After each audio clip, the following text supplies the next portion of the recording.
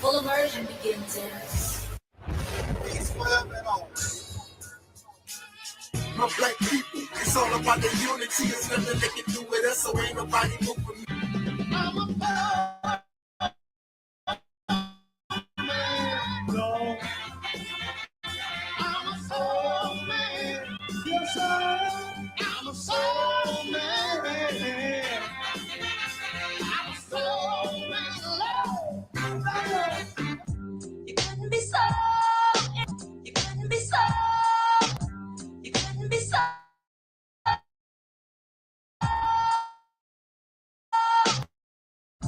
You couldn't be so. What I learned from a bum, maybe is what not to do.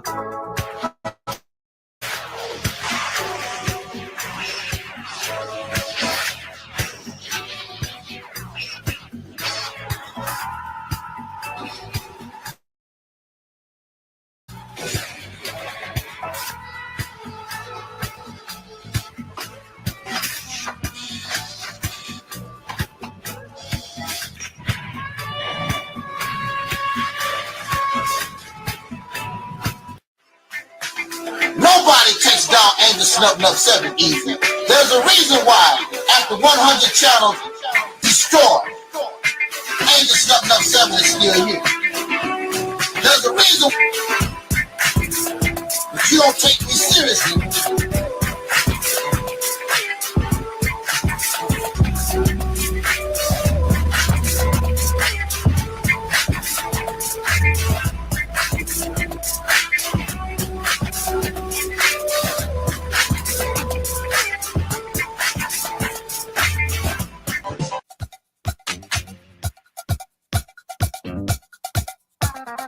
The soul man.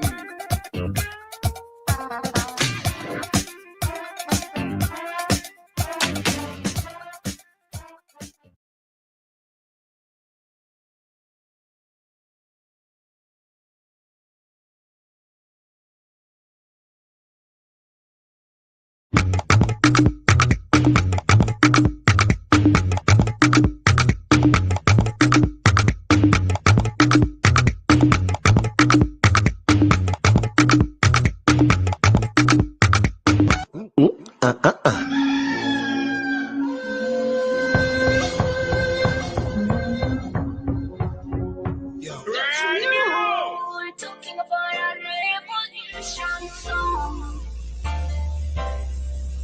Don't you know?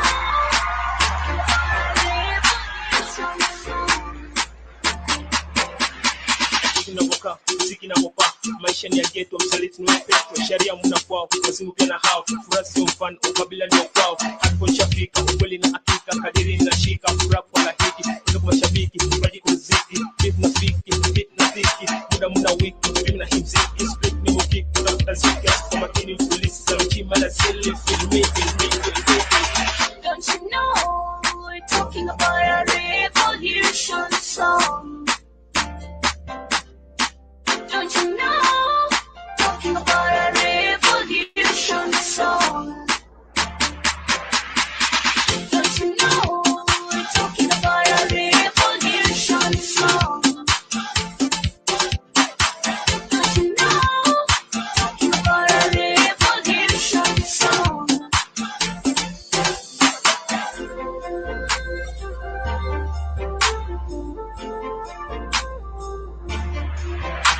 Wabami, I was mezani, I wore that, already kama methali, kama mcheka, tuko kwa table, champagne, kombe mezani, mambusi ketani, pass me puff, then ongeza majani, kwani kuna mklatani, hey, hadi gani, wako hadi mojuti, hadi hatari, take pita soup, pindo mandhari, atileta from far, wanalamba vidole, ni beat so sweet, then pika vidonge, high five, why lie? Don't you know, talking about a revolution song. Don't you know, we're talking about a revolution song. Don't you know, talking about a revolution song. Tonight, we wanna have the time of our life.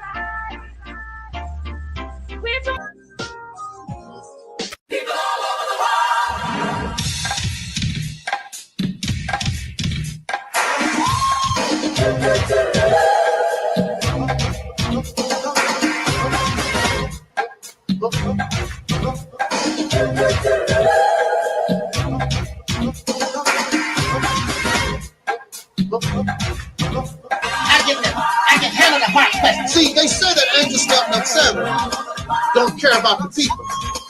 But Angelsnupnup7 cares about the people because I'm bold enough to tell you the truth, and I don't give a damn if you give me a dime. I'm not looking for your money.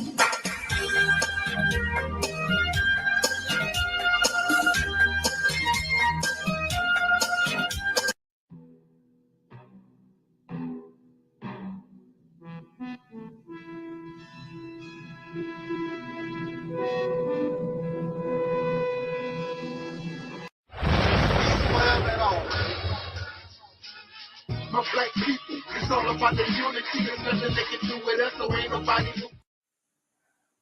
We are in a state of emergency. Prejudice. Wrote a song about it? Like to hear it? Here it go. Free your mind. It's all going. Just keep it going. Hey, Angelsnupnup7. What's going on? Oh man, y'all go over there and subscribe to our brother Angelsnupnup7. This man has overcome some stuff that I don't think the average individual could overcome and fight their way out of. You're a true warrior. I got a lot of respect for you. I know you done been through a lot of stuff on YouTube, but these people could not walk in your shoes and come out. They couldn't.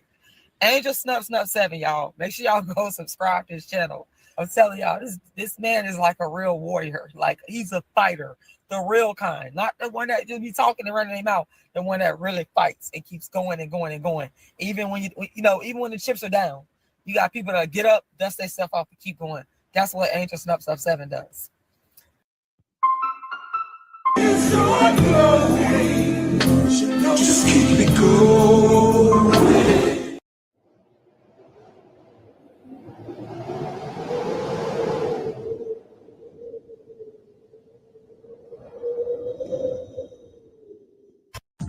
You couldn't be so. You couldn't be so. You couldn't be so. Now, what was that you were saying earlier, T? What I was saying was, Now, what was that you were saying earlier, T? what I was saying was, what you do? What you do? Where you at? Where you at? Oh, you got plans. Oh, you got Well, plans. don't say that. Shut your trap. Unless you hear. Unless you hear. Open your. It's all going. Just keep it going. Y'all coming. Come on through. Come on, y'all. We want to see it. It's going down tonight, y'all.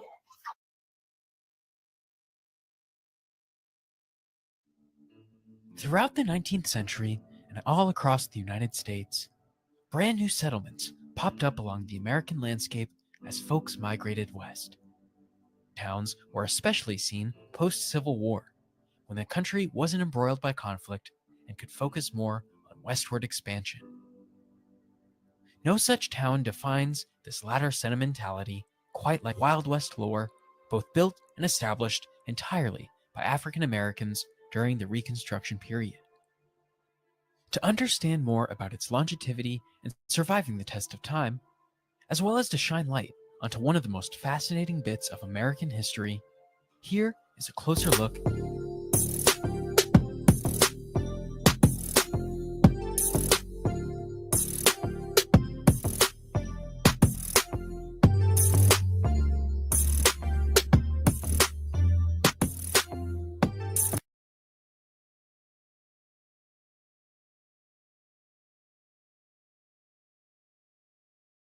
Bro, you a genius. I ain't gonna lie. I swear, you're gonna go down like Elijah Muhammad or Malcolm X with this one. You finna go down in history with this one. I swear to God, bro. Yeah, but bro, you know, you your own.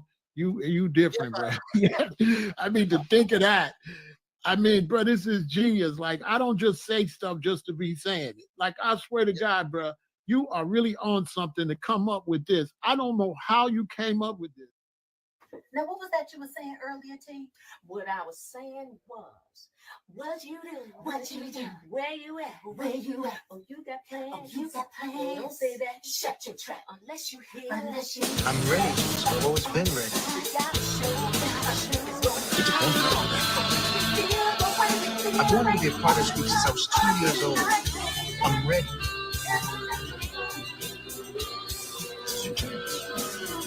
That's all. Joseph, I'm not myself. Trust me. We didn't have a choice. We was already doing for ourselves. We don't need to believe no more. We need to know.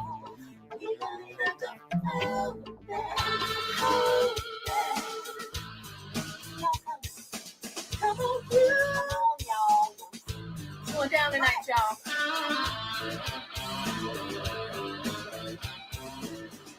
Y'all coming. Come on through. Come on, y'all. We want to see you. It's going down tonight, y'all.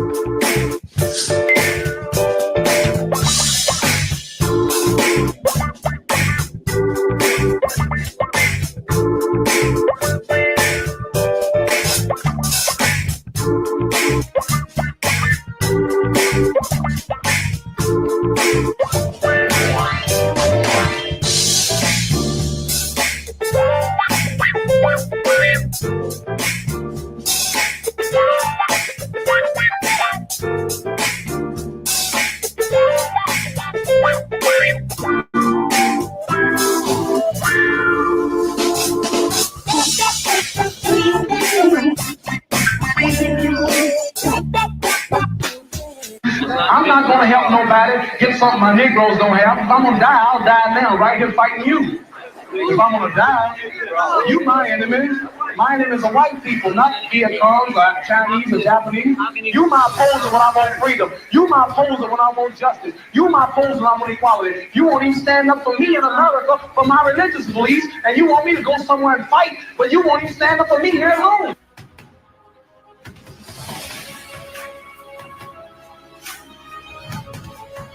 No, I don't worry. I tell you, I'm a man who believed that I died 20 years ago. And I live like a man who is dead already. I have no fear whatsoever of anybody.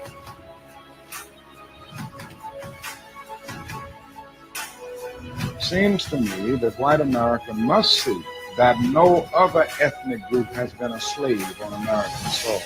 America freed the slave in 1863 through the Emancipation Proclamation, but gave the slaves no land. And at the same time, America was giving away millions of acres of land in the West and the Midwest, which meant that there was a willingness to give the white peasants from Europe an economic base.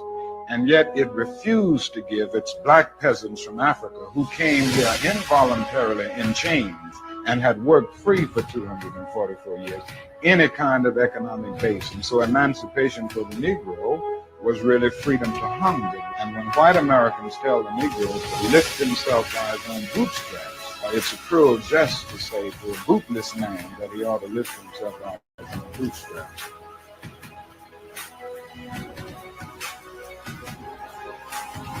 I'm saying that the nation of Islam should evolve into what we call the Realist temple on earth.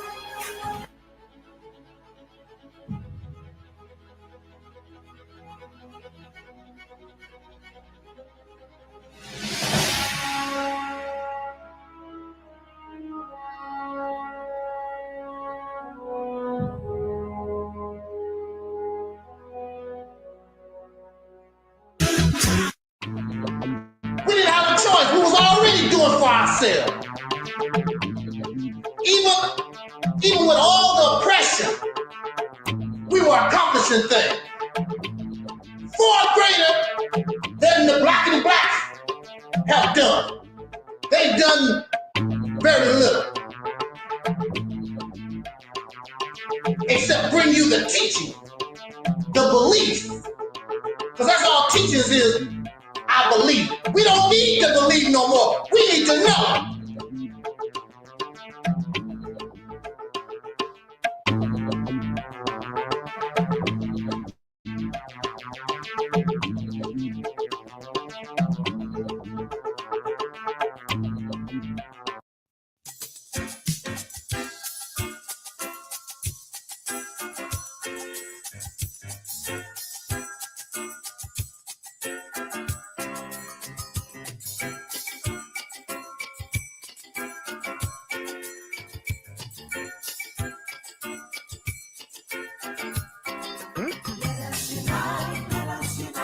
Everybody join.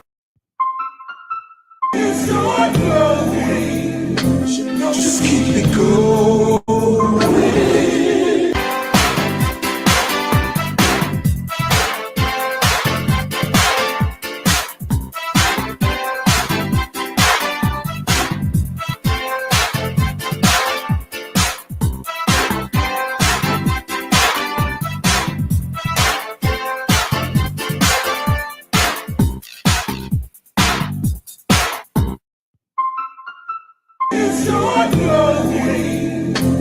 Just keep it going.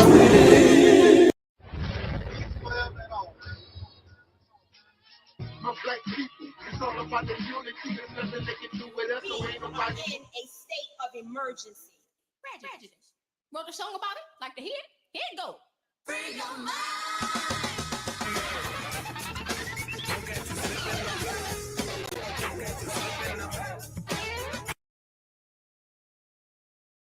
Keep it real. What dear? Because I keeps it real like that. I keeps it real.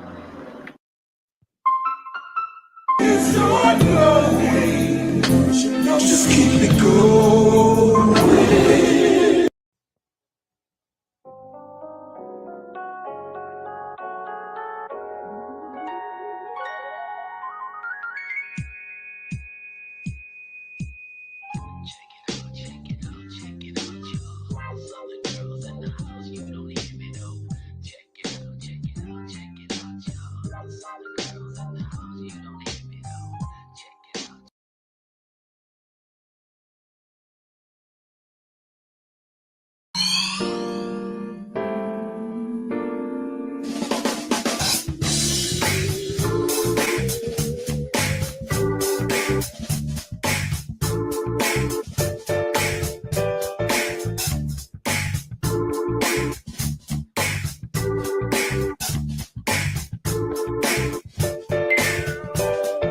And I am also your soul brother.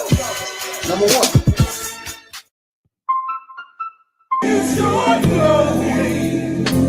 Just keep it going.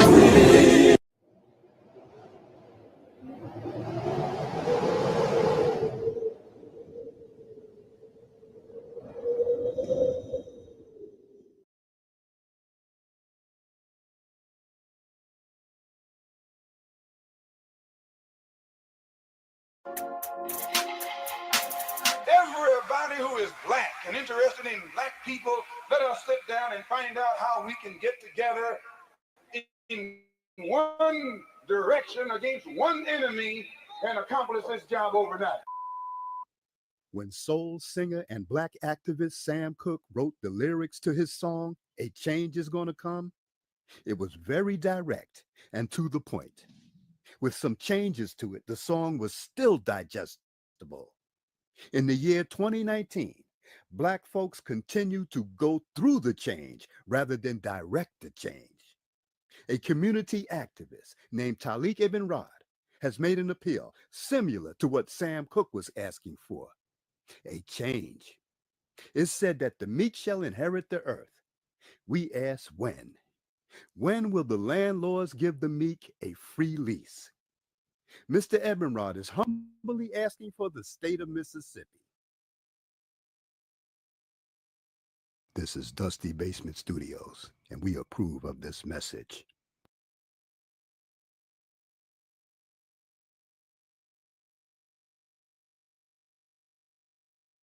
Right. Bro, you a genius. I ain't gonna lie. This is like, bro, you was a genius. I swear. You're gonna go down like Elijah Muhammad or Malcolm X with this one. You finna go down in history with this one. I swear to God, bro. Well, I'm their child. You know, we all their children. Yeah, but bro, you know, you your own. You different, bro. Yeah. I mean, to think of that. I mean, bro, this is genius. Like, I don't just say stuff just to be saying it. Like, I swear to God, bro, you are really on something to come up with this. I don't know how you came up with this. But Charles Blow talks about the fact that if you really want Black power, consider going into 6 states.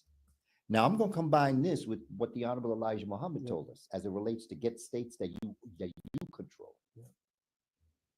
And so when you look at the idea of returning back Louisiana, as far north as Maryland, Alabama, okay, the Carolinas, there's a lot of Black folk. Mississippi is the largest state of Black folk. More Black folk in Mississippi than any other state in the 50.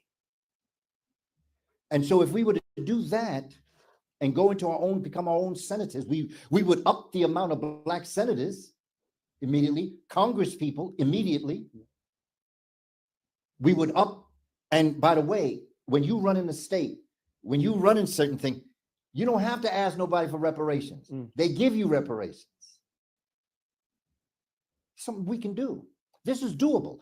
The Mississippi campaign represents everything that you claim that you want.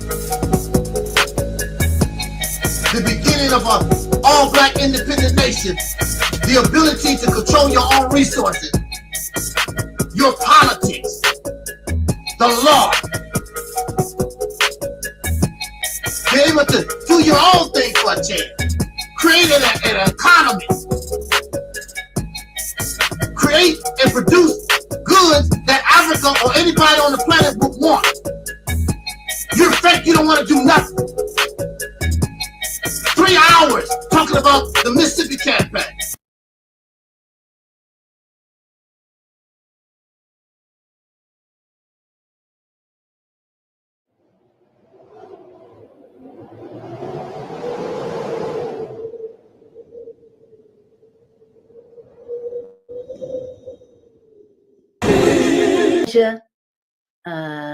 Let's see, Taalik says, can you send a shout out to my platform, the Realities Temple on Earth Internet Ministry? Our theme this year is After Purge Comes the Healing. Shout out to your platform, Taalik. All the best to you guys with continuing to stretch in perspective, to stretch in what is possible, and to continue to bring healing into the space of yourself and others. Yes.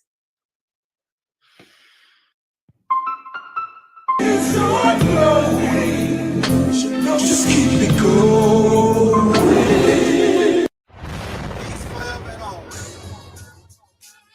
My Black people, it's all about the unity. There's nothing they can do with us, so ain't nobody move with me. Like the king, we make it plain and simple. Bringing knowledge and fire at reality's temple. Reality's temple. My Black people, it's all about the unity. There's nothing they can do with us, so ain't nobody move with me. Like the king, we make it plain and simple. Bringing knowledge and fire. Just keep it going. And you don't realize it. You don't realize.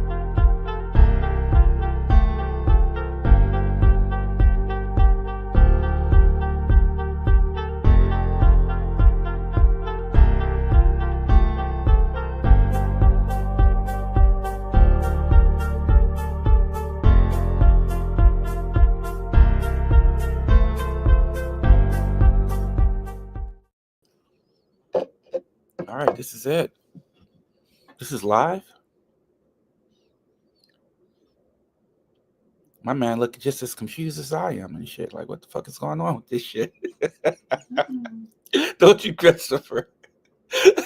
I got a fucking headache from the first 10 minutes. Huh?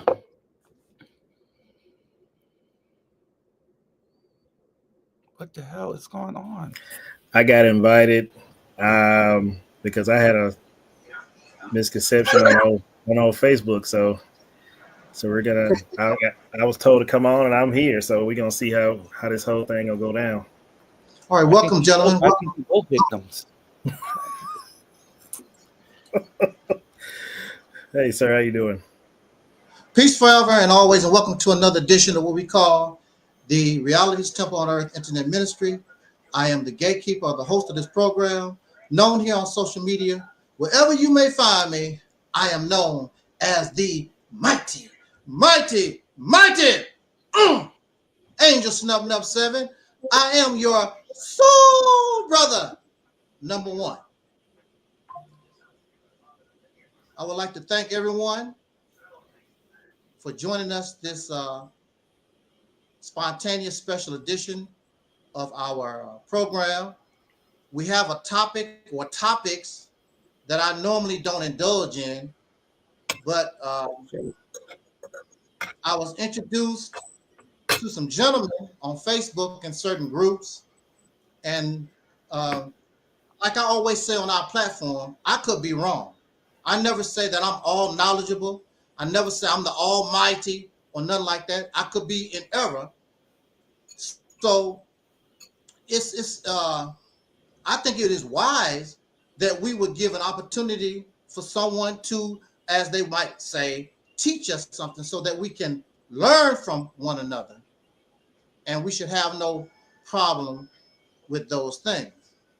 Actually, we're gonna have to like time this down a little bit because I didn't take in consideration I would have two brothers at the same time, and I think the topic is sort of similar, but we can probably squeeze this in on this broadcast. I want to first, before we get engaged into our conversation, I would like to spend just a minute to allow these brothers to introduce themselves, why they're here, and before we get into this conversation. And I guess we'll start with Brother Stephen. Hi, good evening. What is your name? My name is Angelsnupnup7. There's no way I'm calling a grown-ass man that. What is your name? My name is Taalik. Thank you. Thank you for having me, Taalik. Well, I thought I had something to say, but after watching your video, I'm just confused. So I don't know where to even start off. So maybe you should do a little bit more in explaining your platform. They just wanted us to introduce ourselves first, so people will know who we're talking to. I'm Stevens. That's who I am. Okay, Steven. Then we have Brother Christopher. Yeah, I'm Christopher. I'm doing pretty well. I'm Christopher. I'm usually the one that's being told I'm going to get kicked off somebody's Facebook page for having a difference of opinion. So join the club. All right. Okay. So tonight, the topic or the title that we have chosen is about feminism and how feminism has destroyed or contributed to the destruction of the Black community. That was the main topic, but we're gonna just start off with Brother Stevens. I think Stevens. Doesn't matter. Stevens. Okay. Okay. We're gonna begin with the brother. He wants to, like I told you, we'll give you, whatever you want to say on the subject that you choose, and then we'll talk about that. Well, that was just my topic. I alluded to you in the email. Right. That Black feminism has significantly contributed to the destruction of the Black community. Exactly. And how is that, sir? You can look at it on many platforms. You can look at it politically. You can look at it socially. You can look at it with gender relations. You can look at it economically. You can look at it as with family structure. I think the most succinct analysis of it is the works of E. Franklin Frazier. He told us this about when he wrote the Black Bourgeoisie. What was that, in the early 80s? It seems like everything from those published writings in his later years have come to manifest themselves. So that would be, you know, the content I would rest on, that sociologist's work. Who is this? So this is not coming from your mind. This is coming from what you, this is what you are saying from somebody else, a book that you read, correct? What's coming from my mind? Because you just quoted something from I someone. referenced. Yeah. You don't know who E. Franklin Fraser is? No, I know have that no book. idea. The Black Bourgeois. Yeah, I know the book. You got a link? I can put it up. No, I don't need it. I want to know. I want to know exactly how. Okay, how does he explain that feminism? How has it disrupted the black? How has it destroyed the black community? First of all, I would like to know what is feminism? Why are you yelling? Yeah, he put the link I'm up. not yelling, sir. You're not? Damn, No, I hate to hear you when you are yelling. I'm just talking. This is my normal voice. Man, your multivitamin regimen must be awesome. I'm sorry, I have a hard problem when people raise their voice. I just tune them out. What did you say again? Can you say it? He was asking more. You brothers, don't come here playing games. You know, don't do that. Don't do that. I mean, I'm asking you to repeat your question. You say that I'm speaking too loud, so clearly you heard me. No, I tune people out when they yell. Sorry. You so tone people out when they okay. What is feminism? What is feminism? You want my personal definition, or you just want a definition? No, I don't want. Okay, yes, let's give you your personal definition. I'll work with that. I don't have a personal definition of feminism, but if you want me to Google what feminism is, I'll tell you that. No, I don't want you to Google it. I want to know. I don't want to already Google what feminism is. Okay, how does it destroy? How has it destroyed? Wait. No machine gun questions. One question at a time, dude. You asked me what feminism is. Well, you can't answer what feminism is. I'm going to give you a definition, and hopefully we can agree on it. I'm going to give you a generic definition. Well, I agree or not. Just what is the definition of feminism? Well, we're going to have a conversation. We got to have some level of understanding. So I just want to know your understanding. I'm just going by what you. My understanding is what Google says. Feminism is a collection of political and social movements that work to achieve equality among the sexes.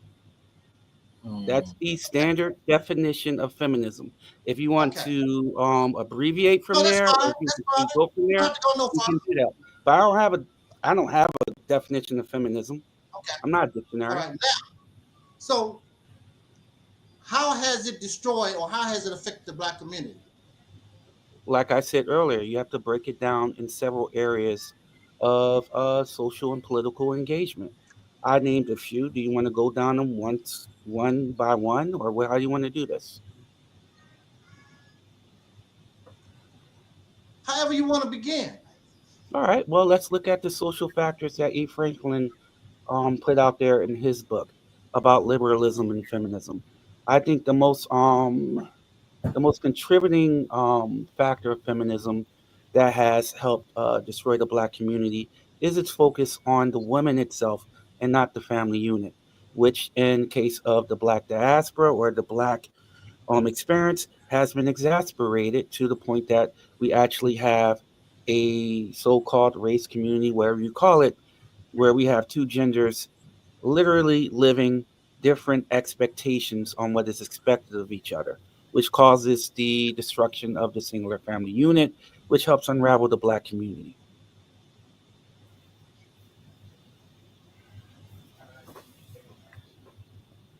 Okay. So what is suggested is that the black family was together before feminism. It was all right. It was working perfectly fine before feminism. Is that what you're saying? I'm not saying that at all. That's what you said. I didn't say any of that. I said what I You said. just right, but you said that it unraveled or it interfered with, I guess, traditional family. Mm-hmm. That's Okay, what I said. I don't know. I don't know right. what you said. Exactly. Okay, so you said that so there was it was better when we had traditional family before feminism. So the black community was just fine before feminism because I wouldn't go that feminism. far. I didn't say that. You said that. Yeah, I wouldn't go that far at all. That's what you're saying. Why would you jump to such a hasty conclusion? That's what I'm hearing. Is that, well, it seems like you're hard of hearing because none of that came out my mouth. So what are you saying? Everything you said was a hasty generalization. Clarify what you're saying then to us. I don't have to clarify. I think it was succinctly, perfectly stated.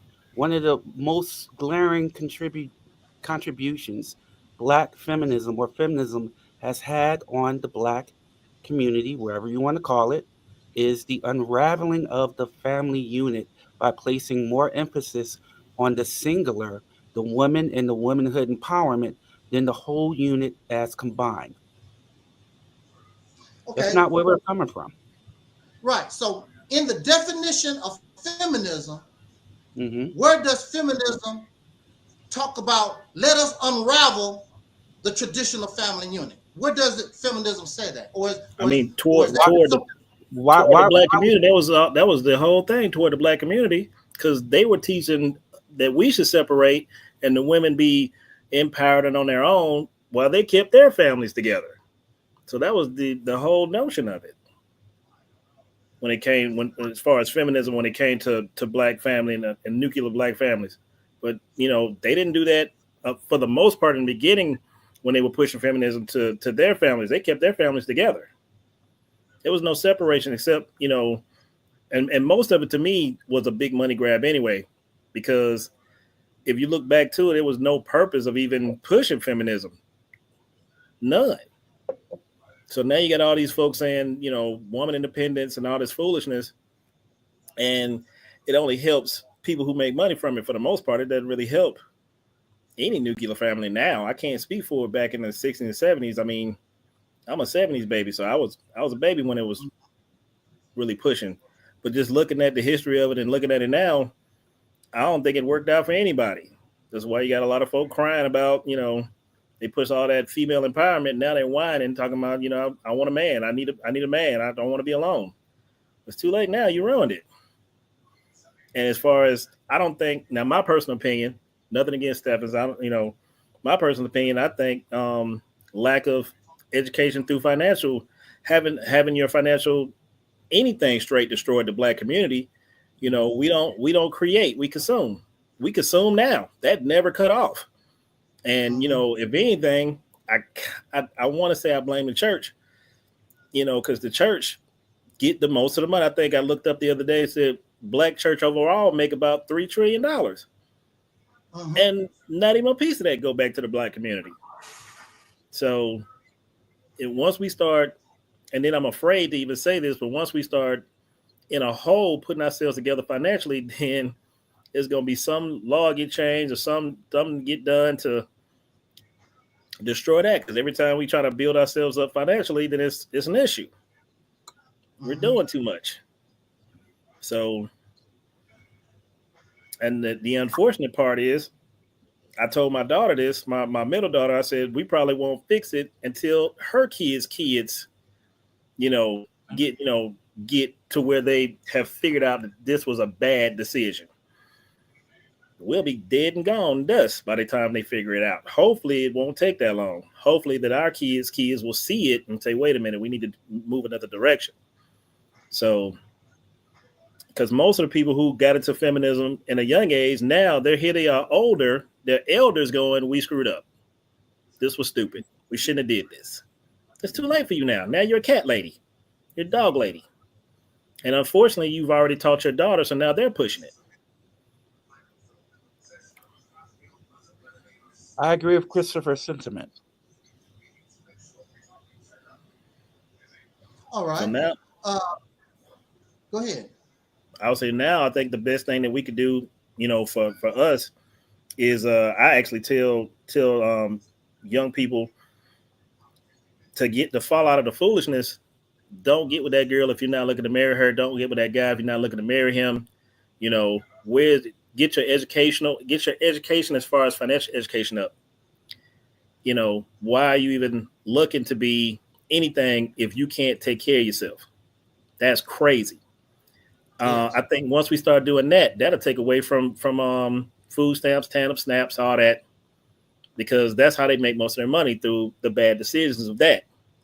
And then once we take their money away and go back to being a nuclear family, we can have some kind of social change. Right now, we just, we lapdogs. Mm-hmm. We need snaps. I need help. You got 30 or 40 TikTok pages out here saying, hey, I'm going through a bad time, going through a situation, send me some money.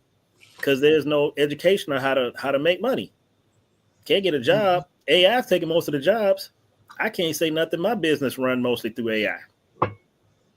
So if you're not learning AI, you're missing the curve. And folk out here trying to get, I saw a friend of mine yesterday who has he has a certification to be a welder.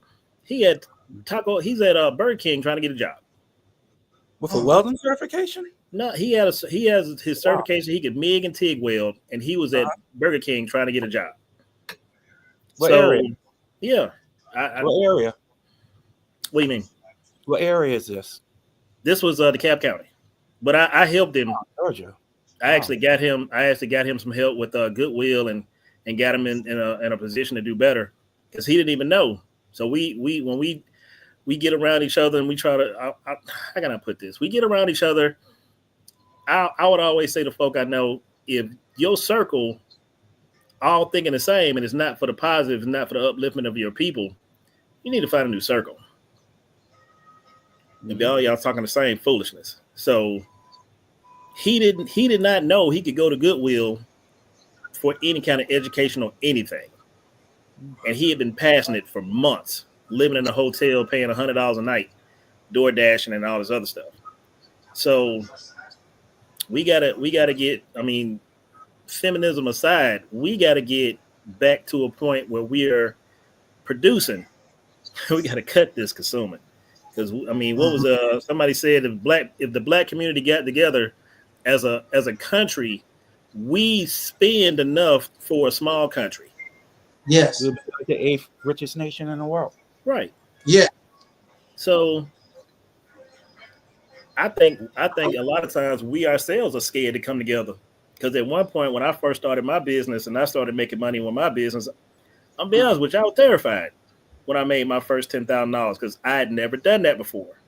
So I think that's the biggest thing too. We scared of success, and especially if it's positive success, because I've met people over the years. And if you're talking about, hey, sell t-shirts, sell on eBay, sell on Amazon, do affiliate links, do all these things, that's too much. That's too hard. I don't want to do that. But if you say, hey, let's go hit this lick, hey, let's go get this bag, everybody's all for it. I've never understood that. Because that's actually harder than doing the other stuff. Exactly. So we gotta get us out. That's why I love these platforms. We gotta get out of it. We gotta get people more into the mindset of getting out of the raggedy mindset, whether it be feminism, hood stuff, ridiculousness, ratchetness, all of it. Because it ain't benefiting us as a people. I agree. I also like the point you made. And I want to ask you a question, Christopher, because I'm trying to figure out things in the percentage. I like the point that you brought up, which is our lack of financial literacy. If you could have a pot of 100% destruction, what percentage you think is feminism? What percentage do you think is other factors like financial illiteracy? I personally think that feminism is used as, how can I put this? The show. It's more of the show than anything. And when people get to looking at the circus, they won't pay attention to nothing else. Like a smoke and mirrors type of concept? Right. And feminism is the smoke. Okay. Because I saw a video today of a young lady saying how she was going to she felt that the doctor, the fact that he was a doctor, he wasn't reaching his goals and potential. And that ridiculousness of that video had 2.3 million views. But a video that's showing how to actually come across making the money, it had like, I think it had like 1,500 views. So the whole feminism show get people locked in. No one is locking in to get the information to make the money. And then you have to look at, you have to look at the algorithm of TikTok, YouTube, Instagram, all that stuff. If you look at, because somebody asked me, said, hey, Chris, how you get all these credit videos? That's what I look at. If you're looking at comedy, if you're looking at foolishness, if you're looking like Fresh and Fit, that's all that's going to pop up on your page. So you have to change what you look at in order for the algorithm to change what you get. If you keep looking at the same junk, you're going to keep getting the same junk. I mean, I messed around back in the day. My fiance had clicked on a K-pop video. I couldn't get that thing off of my YouTube page to save my life, man. She looked at it one time and it just kept sending me K-pop videos. I had to literally tune in to like a whole bunch of different business and credit things for like a month before it came off my YouTube page. So that is the biggest. Like, I've seen people be on TikTok for hours looking at nothing. Hours. So you want to, I tell people around me, you want to do all these things. Your ambition has to actually meet what you want to do. If you're laying on your butt doing nothing, you're not going to get nothing. You got to actually do the work. And we got to get us to the point where we got to do the work and not pay attention to the ridiculousness. It's making people money. If you talk about, like, I was actually told, if I talk about with my videos, the ridiculousness between baby mamas and baby dads, I would get millions of views.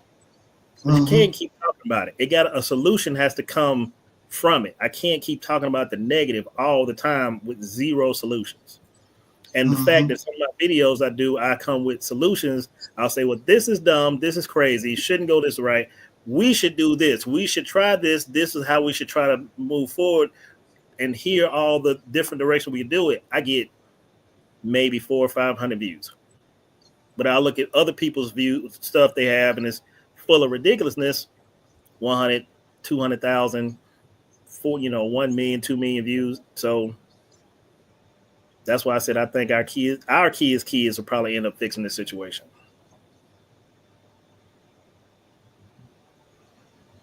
I really doubt it. I doubt if these children are going to fix anything, because they don't have that mindset. It can only get worse. This is the time.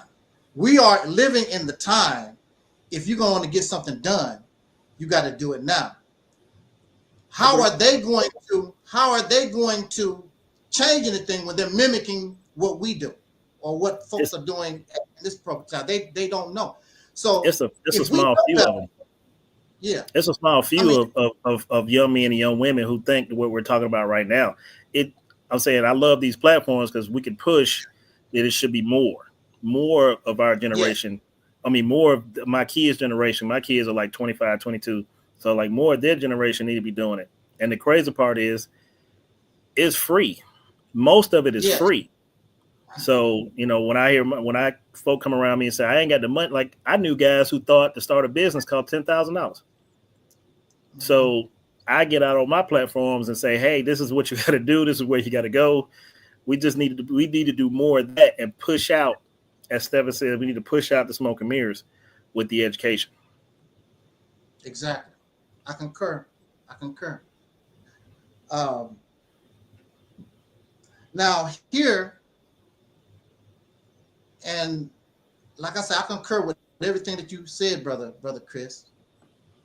Now the problem that a lot of men have with me, because I do agree 100% with what you're talking about, is when we focus and target sisters, women, because I'm listening to you talk and we understand what feminism is. And when you understand the definition of feminism, it has nothing to do with what you're talking about. Now, what a person does after they listen to that message, just like in church, you know, what it was just recently, a fella decided to take a truck and run through people in New Orleans. Chances are that's religious influence or whatever. He probably read the Quran and the teachings of ISIS or whatever it is, but they usually justify, you know, religious, the Quran or whatever. That's what he got out the message. I'm supposed to do this. My God backs me up, and that's what he done. So people can take the message of feminism or anything or racism. You can take those things and make them things into that person, calculate those things and make them into what they want to. Because the definition of feminism, if we look at it, has nothing to do with it. It's just feminism, just like the brother said, very short and simple. It has nothing to do with these things. It's just the ideology of equality for women. And for me, I don't have no problem with it. For me, women don't threaten me. Women don't threaten me.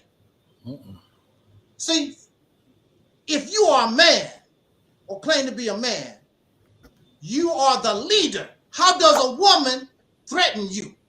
What can a woman do to stop you from doing what you need to do? You are the leader. You are the power. The only thing she can do, sit back in the cut and go for the ride. You don't have to drop down to her level. If I turn this car to the right, baby, you going to the right. Children going to the right. And dog Scruffy, we going to the right. That's what this man in this country do. When the Caucasian men of this country said, we're going to do this, the women said, how high? We just going to roll with you. You are not, black men aren't in the position to try to be like white folks because you haven't put yourself in that position. You want unearned credit, unearned praise, or unearned following, but you have not done the work to have the respect of a leader. You don't need her. What is it that they always say? If you build it, they will come. We're not building anything. It's not feminism, it's racism. But we're going to say feminism because we're scared of the white boy. We don't want to challenge the men. The men. Let me talk. Let me speak here. We target feminism. We target women because we're too weak to challenge the men who are in power. That's why we do that. So it's feminism instead of racism. You're not going to say racism because if you say racism, that means you got to challenge this white guy. And you ain't bad enough. You ain't powerful enough. You don't have enough balls to deal with him. So I'm going to attack a woman, a female, who is just as victim of the system as we are. She don't control nothing. She has no power. She don't do nothing. Everything she get, matter of fact, everything you get, directly or indirectly, comes from the white boy. I don't care how independent business you got. You sit around, I'm not saying you, I'm just saying in general. I'm saying in general. I'm saying in general. Well, actually, it is true because you turn around and pay him taxes, and those taxes pay for the military that'll turn around and whoop you upside your head. The police officers that'll whoop you upside. We paying for our own ass whooping. That's what happened in the 60s. That's what happening right now. We are the taxpayer, and we pay for our own ass whooping. We pay for our own discrimination. We pay for all these things. But see, the problem is standing up and being men and stop blaming women for this. You know, like you just said something about a cat lady and a dog lady. That don't help our situation. On top of that, brothers love cats. Brothers love dogs. Yeah, you love those animals. But you trying to say, if you don't roll with what I say, you're going to be lonely. So what? These people don't care nothing about being lonely. And there's an old saying, I'd rather be by myself in the company than in the company of a fool. We live in a country that is hypersexualized. Fornication and adultery is legal. And people, especially with low IQ, the only thing they know how to do, smoke, drink, and screw. You know that. That's the only thing on their mind. Ask them what book they read. Book? What's that? Is that a video? called book. They don't have that. But see, that's our fault as men.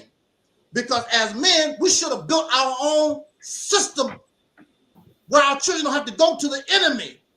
Because you know that school system is teaching that transgender stuff is acceptable, that's natural, and homosexuality, and a whole lot of others, fornication, adultery is fun. The music influenced the people to be fornicators and adulterers because that's easy. My mama, may she rest in peace, my mother said, because my mother was real, my mother called herself a illiterate, ignorant fool. My mother said that because it was true. And the only thing I know how to do is smoke, drink, and screw. And she told us that. I want you better than me. Because that's all illiterate. She said, you know why? Because it's easy to do. If being a fool meant that you had to get a college degree, we wouldn't do it. But all these things, it's easy to screw and make a baby. But it's hard as hell to take care of them. And plus, on top of that, they don't even really love children. A lot of these people are making babies because they are expected to. And that's the only way they know how to feel like, I'm a man, I'm a woman. Because when they finish getting drunk and when they finish screwing all like that, the next subject is, me and my kids. Look at my son. Look at my daughter. Because that's the only way they know how to feel to be a man or woman. But see, we as men go beyond that. Because we as men should be able to say, look at our nuclear power plant we just put up. Look at these roads we just laid down from California to New York. As men, look at our skyscrapers. Look, that river was going there. We made that river do what we want to do. We took our bulldozers and we changed the river, made it go and do what we want to do as men. But see, it takes men to do that.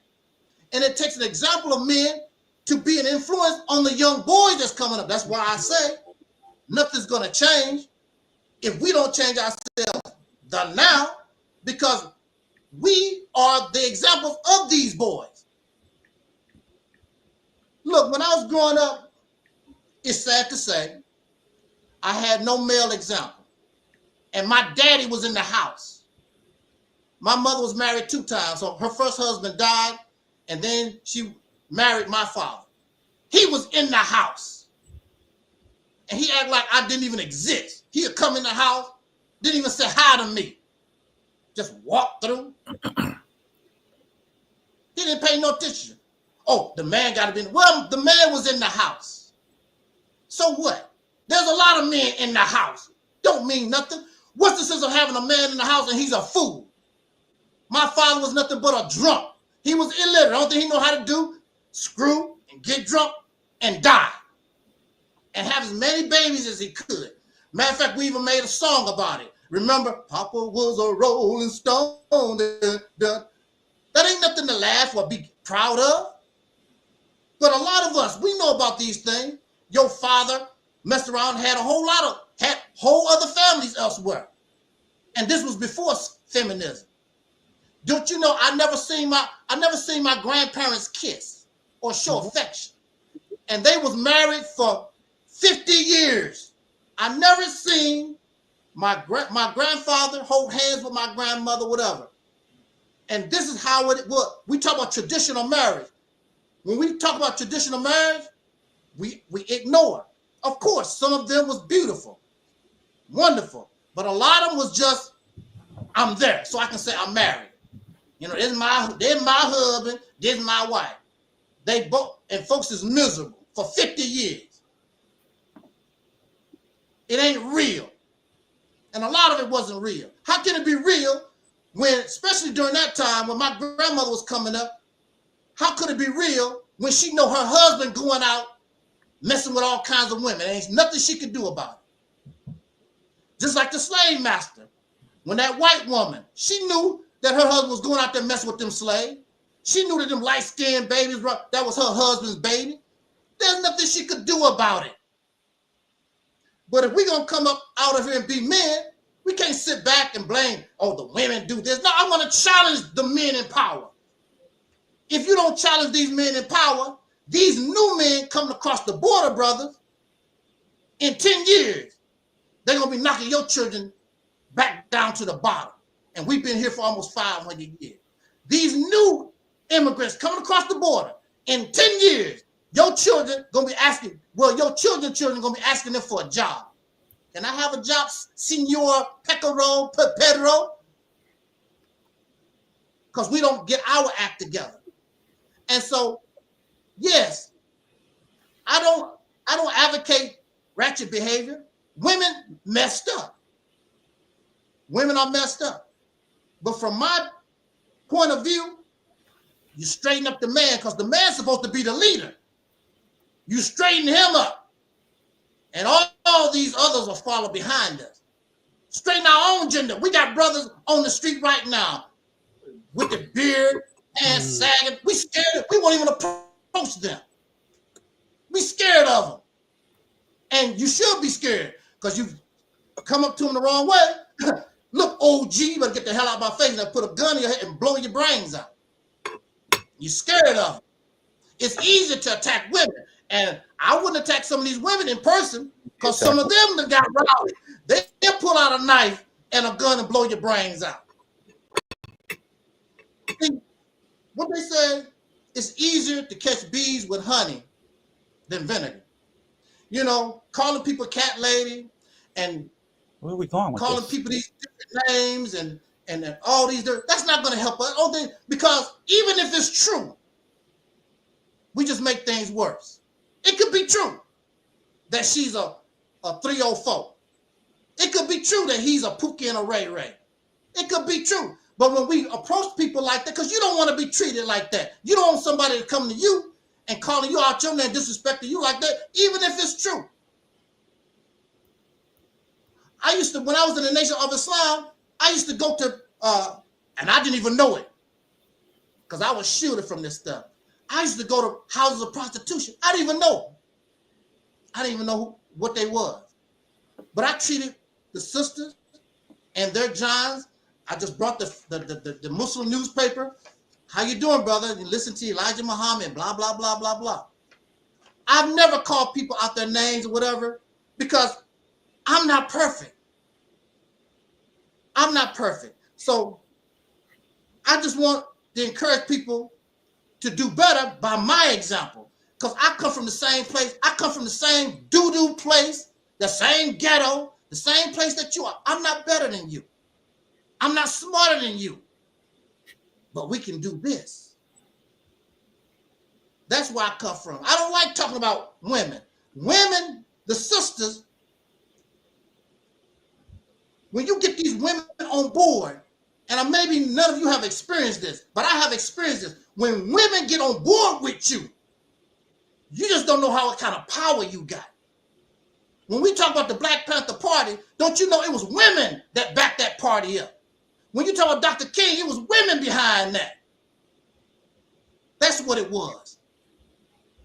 Women get behind you, get the power. Go, go, go. They support you. You never had women because they love you, not because of the tradition. You never had women cook for you because they just love you. That's my brother. That's my husband. They just cook for you, not because I got to. I'm cooking. I want my man. I want my men to feel good, because when they go to war against our enemy, I want them strong. That's what I want for my man. You never had that. You never had that before. Support. These young girls never had that. I opened doors for young girls and older women. Because when I was coming up, I was taught to be a gentleman. I still open doors for women, whether they like it or not. Matter of fact, I even do it for the brothers. And people are like, what are you doing that for? Just, that's being kind to another human being. We used to be like that at one time. We wasn't perfect, but when I was growing up, we used to do that for each other at one time. Help somebody with their groceries going to the car and things like that. We used to be kind to, now it's you this and cussing and people think that they're better than somebody. We're not going to get nowhere like that. And like you said earlier about the unity thing, you can't unite with nobody when we have these behaviors. You're not gonna get nowhere this way. So we read all these books. I stopped reading books. You know why I stopped reading books? I stopped reading books because it took me from myself. You know why I stopped reading books? Because it took me from myself. When you read books, that's somebody else's ideas. That's somebody else's life. That's somebody else's research. That's somebody else's thoughts. That's somebody that belongs to somebody else. Regurgitating. What do you think? People, well, you know, the Bible said, the Quran said, no, what do you say? So-and-so said, what do you say? What do you discover? You don't have a brain? You don't have 5 fingers, 10 toes like this person? What makes them so special that their research and everything they say is so great and you can't do it on your own? Because that's a reason to stop reading? Wait, I know you said not. I know you said not to interrupt people. I'm not, but that's a reason to not read? I will still read. No, what are you reading if you're not reading books? Let me clarify. I will read. I will read, but I don't do it and allow that to become part of my mind. I can think for myself. I don't need you. You will read, but you won't comprehend? Is that you're saying? No, you will read, but you won't comprehend?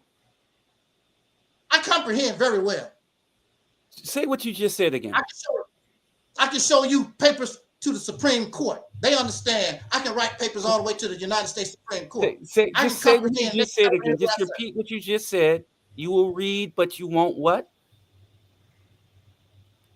But I'm not going to allow that to become part of me, because so I can think for myself. You won't read. You won't read to comprehend. No, I can comprehend. What does comprehend mean to you? What does comprehend mean to you? Information. What does comprehend mean to you? What does comprehend mean to understand? Understanding something.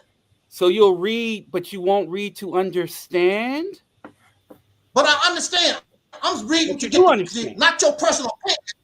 You understand understand that you're reading not to understand. Is that what's going on? If you want to play the stupid game, you can play that. I told you. We here at the stupid. This is the attitude. You were there at the this stupid. Is the attitude with this man guy, this Stephen guy. This is the attitude. This is the reason why we can't get nowhere. Smart aleck, old ass Negro that think he know it all. You come here, you know it all, but you quoting from somebody else's book. Who the hell is Stephen? Who is this John L. Franklin person that you talking about? See, this brother here, Christopher, came here, didn't quote a damn thing, spoke from his heart, spoke from his mind. You come here, as soon as you come here, well, from what I read from John L. Franklin Jr., who the hell is John L. Franklin and Jr.? You don't even have a mind of your own. Made that up. It might be somebody you read and didn't comprehend the way you talk. That's the problem with many of us on social media. When I conversate with them, they are regurgitating from somebody else. And if that person isn't around in order to explain what they're talking about, then they lost. You couldn't even explain what feminism is. So you just explained yourself the last 15 minutes? You just explained yourself. Go ahead, I'll give you a shot. I'm gonna be quiet. Go ahead, talk. Well, I got nothing but questions at this point. My first question is, no, you don't need no what question. type of multivitamin regimen are you on? Because I don't know how the hell you got this type of energy this time of night. I need to get on your side. You're smarter than everybody.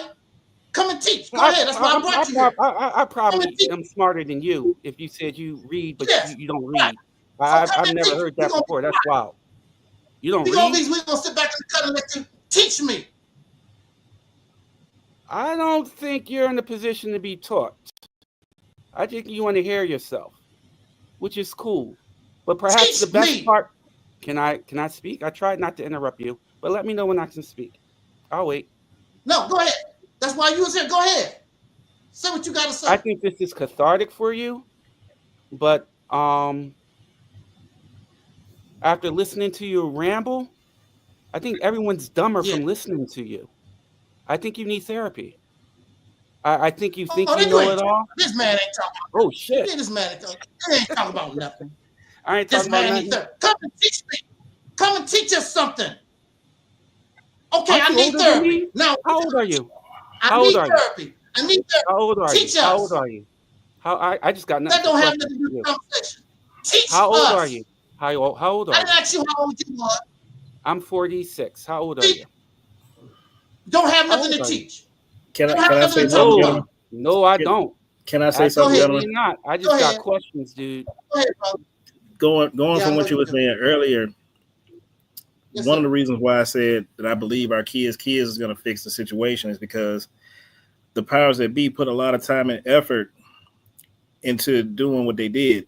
I mean, as far as when we talk to the women, and yeah, a lot of people are a little too brash and a little too, or a lot brash, and because I'm good for saying I'm not going to pet you, I'm going to tell you straight how it is. I'm not going to pet you at all. Is we have to understand for like 30, 35 years, the court system felt that the kids, especially the sons, need to go with mom. So they got that one feminine energy. They don't have the masculine energy for the men to do what you're talking about. So we gotta wash a lot of that foolishness that's been pushed into us for the past 35 plus years out in order to be men in the household. Because women, I think it's very funny, and I'm not jumping on women when I say this, but I've heard women say that men ain't this and men ain't that, and we want men to be better, but you're literally raising the men you hate by keeping the dad out of the house, by making sure that he doesn't have, your son doesn't have that masculine energy to be a strong man. You're literally raising the man that you can't stand for the next generation. So we have to fight to, I say personally, through businesses, our own businesses, in order to have the money to get away from the system to raise those kind of men that you're talking about. Because just to do it, we can't do it. I mean, not right at this second, because again, they got think tanks, they got people to sit around and figure out how to get the women to think the way they think. They're saying that we want equality. You don't want equality. Women don't want equality. That means you would have to go through the stuff we go through. And they don't want, and they will say they don't want that. And then back to what you were saying earlier about racism, I don't think a lot of it is racism. I'm not saying racism don't exist. I'm saying I think a lot of it is classism, because there are black billionaires. So if it was racism, we wouldn't have black billionaires. But at the same time, I don't have to say you are not worthy to be in my presence. I just price you out. I just say, you can't afford to be over here. We get that. I've gone in areas when I used to do delivery services. Why are you over here? You don't look, your demeanor, your car doesn't look like you belong. So a lot of it I saw is more classism than racism, because ain't that many people calling me a nigger, or they calling me out of my way to make it sound like they're trying to call me a nigger. They just, why are you over here? You don't look like you belong.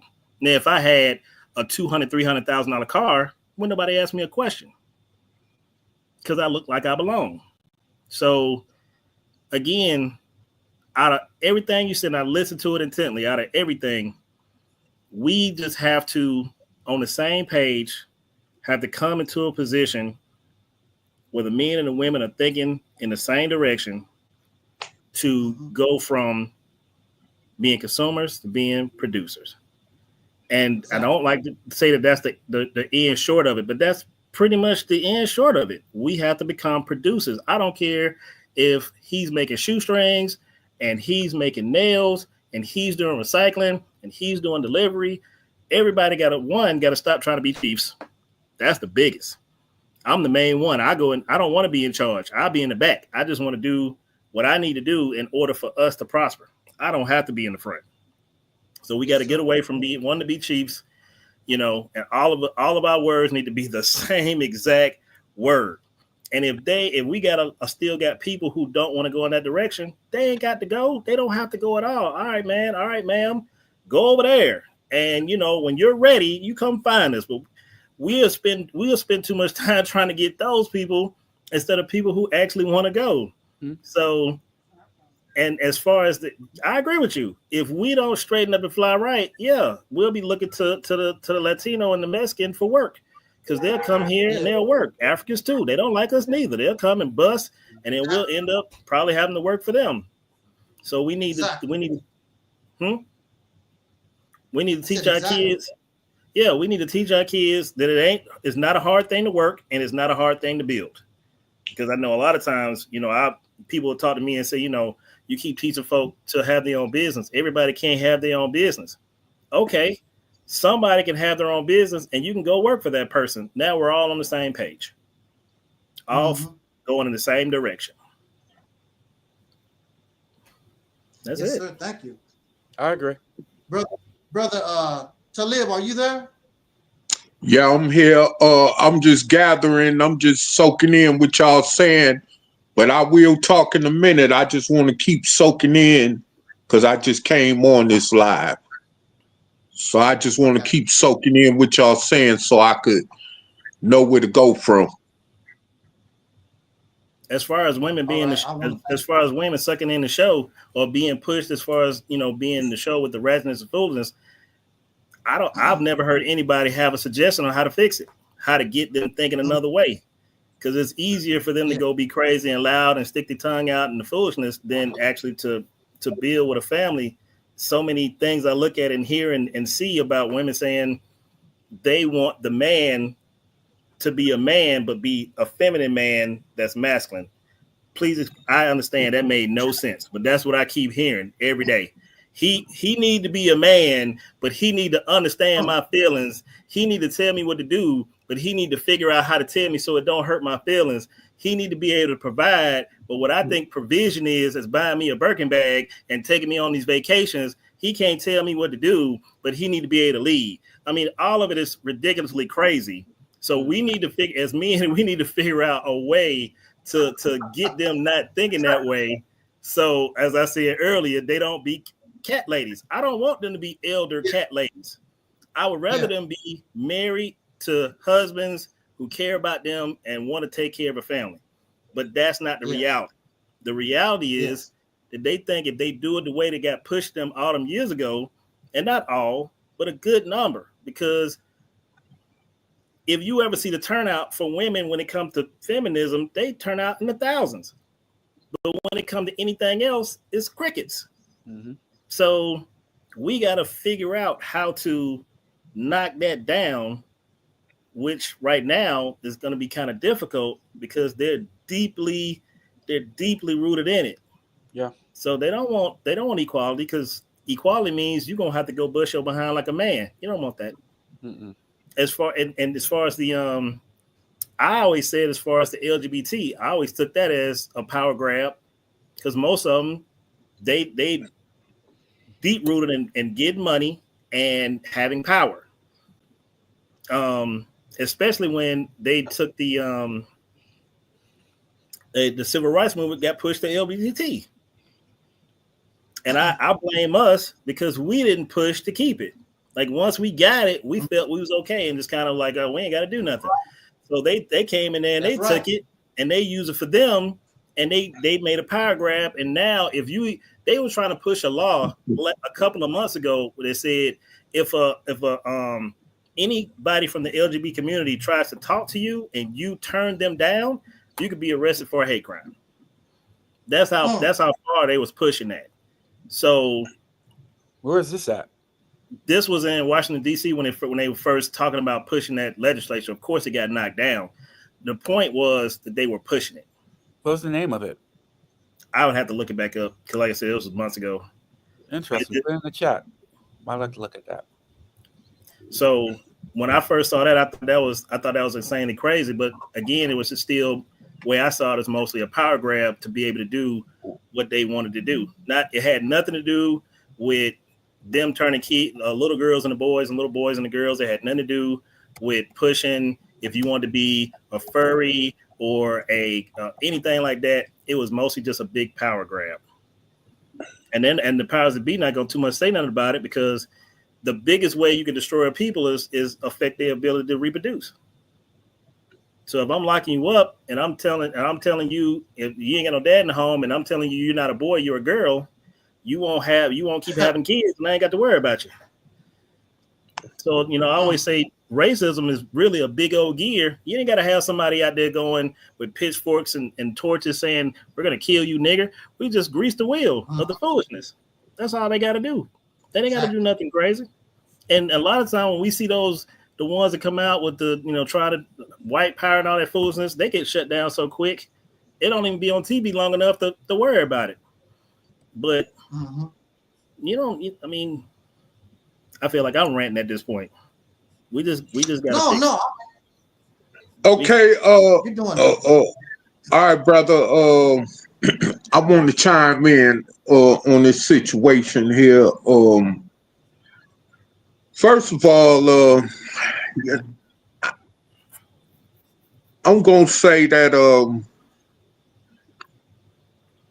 I've seen just about this whole generation of males today, younger males, and I feel like that we older males are responsible for this too in a lot of ways. Well, as women are, that our younger males have become so feminized. Like look at the parents that's accepting of this behavior. Like with the Wills and Jada Pinkett Smiths, like with Dwayne Wade and what's that sister name? She from here in Nebraska, that he was married to. But anyway, they both had a child, and he's I think a transvestite or something like that. But anyway, Gabrielle Union. Yeah, that the child that she had with Dwayne Wade. And it's a lot of these parents. T.I. and his wife Tiny have even a child that's gay. So when you got these prominent people from amongst us that's accepting this, then average Black parents are willing to accept this because of that type of influence put out there in front of them. So we see right now that, because every time I turn around and look around, and where I'm at, it's not that many of us as so Black people, okay? But as I turn around, and when I do see the so-called FBA brothers here, most of them walking around holding hands with another man, wearing feminine tight clothes, and doing with those type of people from that type of community usually do. And I mean, me as an older brother, sometimes I know I'm powerless over the situation because I'm just an individual, but all I could do is just, when I see that, is shake my head, because I mean, I knew that the power structure in this nation had always been gearing for our destruction. But it's like, did we learn our lesson from chattel slavery? Did we learn our lesson from the old school Jim Crow era? See, from the days of segregation. Did we learn our lesson? And obviously that's part of what indicates that we didn't learn our lesson, because now we're going backwards. Because if you go back to them periods of times that I mentioned in our history in this nation, we had more backbone in us as men, to stand up for something instead of just falling for anything. Now you don't see that. So and then you got these women here, like the brother was just talking about, that she's just looking for something out of a man, tangibly, you know, to benefit her, but ain't caring about, you know, the opposite part of her relationship, you know, as far as what can I do to equally please this man? And so this is why you got movements like passport bros leaving, going to other countries, finding love. And look, I'm not promoting that when I say that, but I'm just telling the truth. It's a lot of brothers leaving America right now because they feel like they can't find the right type of woman here to that would you know, get behind them, you know, and help them as a mate, as they equally supposed to help each other toward growing to have the healthy type of family that we all want. You see what I'm saying? So at the end of the day, I feel like at this point in time, only thing we could do is as men, it's my opinion, I say we should reach out to these younger brothers out here. You know, I mean, yeah, we could try to work with the woman as much as we can, but at the end of the day, if she don't want to change, you know, by coming 50-50 with doing her part and helping us to heal through this situation that we're in as a people, then it'll be a waste of time to continue on trying to reach out. Now, with these women that would be willing to reach out, that's another thing. Okay, we could take that and run with it, but far as trying and wasting our time reaching out to these women that don't want to, or how can I say, that wants to be our equal, which naturally don't work, you see, because of the XYZ situation, then I feel like, you know, we're just wasting our time dealing with them. And that's what I've seen. I've seen a lot of brothers get frustrated and even wear themselves out with that, you see. And so, but I'm not saying that we should run from the situation, because there are sisters out here that'll be willing to get on the same team with us as other like-minded people to help to produce men from relationships instead of turning them into girls and then they want to turn into a woman. You see what I'm saying? That's what I'm talking about. So at the end of the day, I mean, it's unfortunate, man, because see, listen, I live in one of these cities out here in the Midwest where this stuff, and this is no shots at the LGBTQ community, you know, but it's like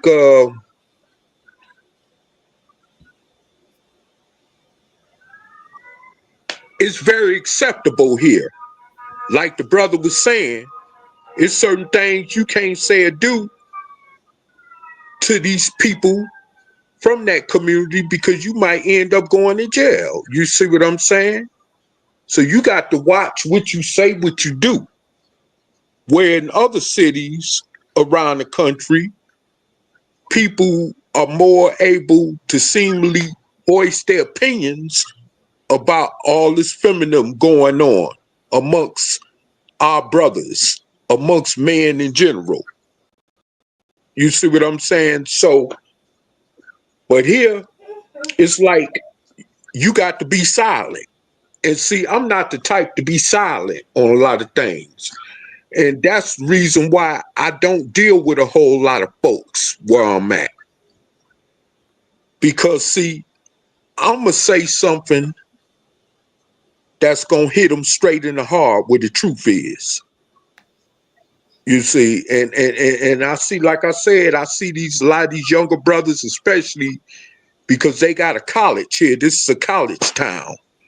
And they, you know, a lot of them in the university, you know, and some of them that are going to school here or that are into other professions out here where I'm at, it's like most of them, you would think they'll be married with a family, which there a few are, but many of them just want to be feminine. So that has become the acceptable norm, and we definitely got to come together as like-minded people, you know, and like I said, especially with our women, but at the same time with those ones that are willing to cooperate so we could change this before, like the brother was talking about 35 years. Okay, I just want to finish this one. Yeah, I just want to finish this one sentence. Like the brother said, 35 years.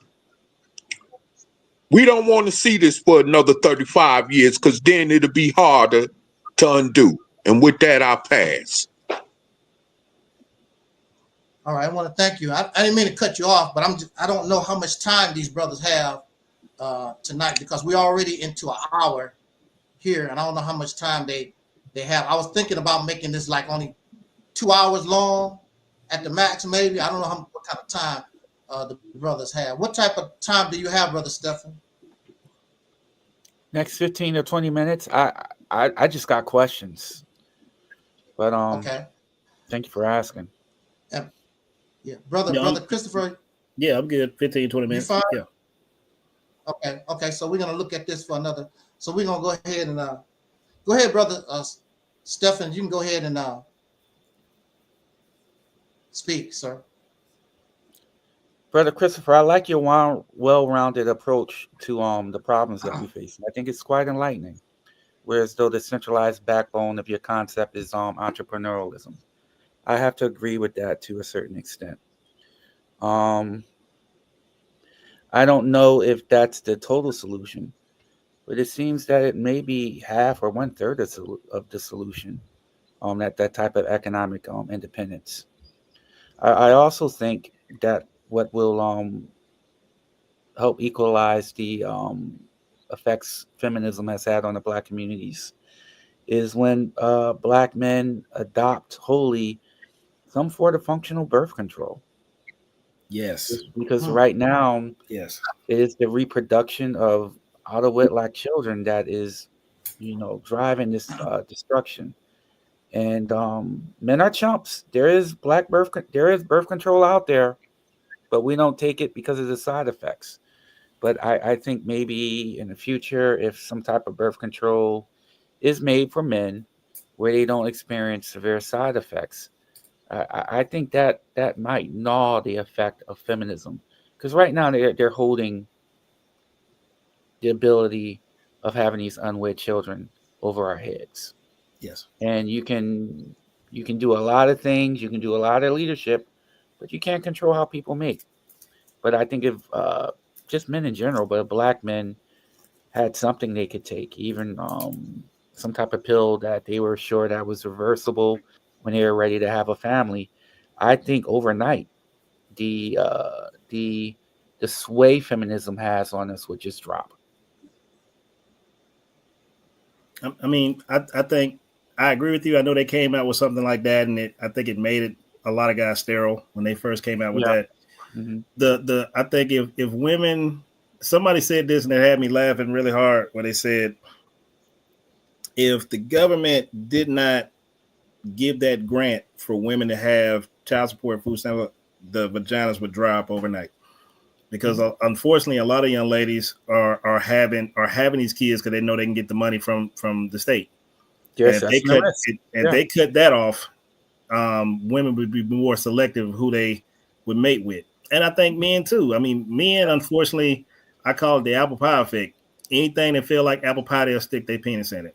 And that's unfortunate as well. So, you know, I tell my son that all the time, just because she's nice to you and she's cool with you, you know, you need to learn who she is before you know, going and doing whatever you want, because she may turn into be the she devil, you know, once babies come into play, you know. And I say the same thing to my daughters. Just because he's cool now doesn't mean, I said, please get married first. I tell them all that. Please get married first, because marriage means commitment, if nothing else. Even if it doesn't last, it means he or she was committed enough to want to be your husband and wife. So when you have this child, he won't be going, oh, well, how do I know it's my baby and all this other foolishness, because y'all did the steps of in good faith. Right. So we got to push that more. And, you know, I still believe, especially for the young men, if we are in a good financial position, not that craziness of he got to make 6 figures, $100,000 a year. And let me rephrase that, because that's not a crazy statement to say. But to say that every man that you're going to touch is going to be making over $100,000 a year is just unrealistic. So, and if you want him to be $100,000 a year man, what are you doing to help build him to that process? So if you're just waiting at the finish line for this guy to be $100,000 to take care of you, that's just completely and utterly delusional. And for the men, don't be, in a sense, trying to kill yourself. Go get the education, go learn what you need to learn. And then I believe you'll have the wherewithal to see if that woman is good for you and not just a good time for you.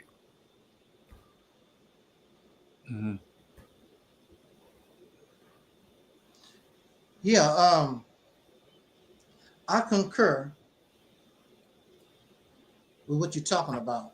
I made some notes here. Like I said, you guys don't have a long time. I just want to go through some of these things that make comment on some of the things that were said within the last few minutes. I want to say real quick, I don't know why, but we believe that the penis has special powers. Oh, is the man do this and the man do that? I've had a penis for a long time, and I don't remember it giving me special powers.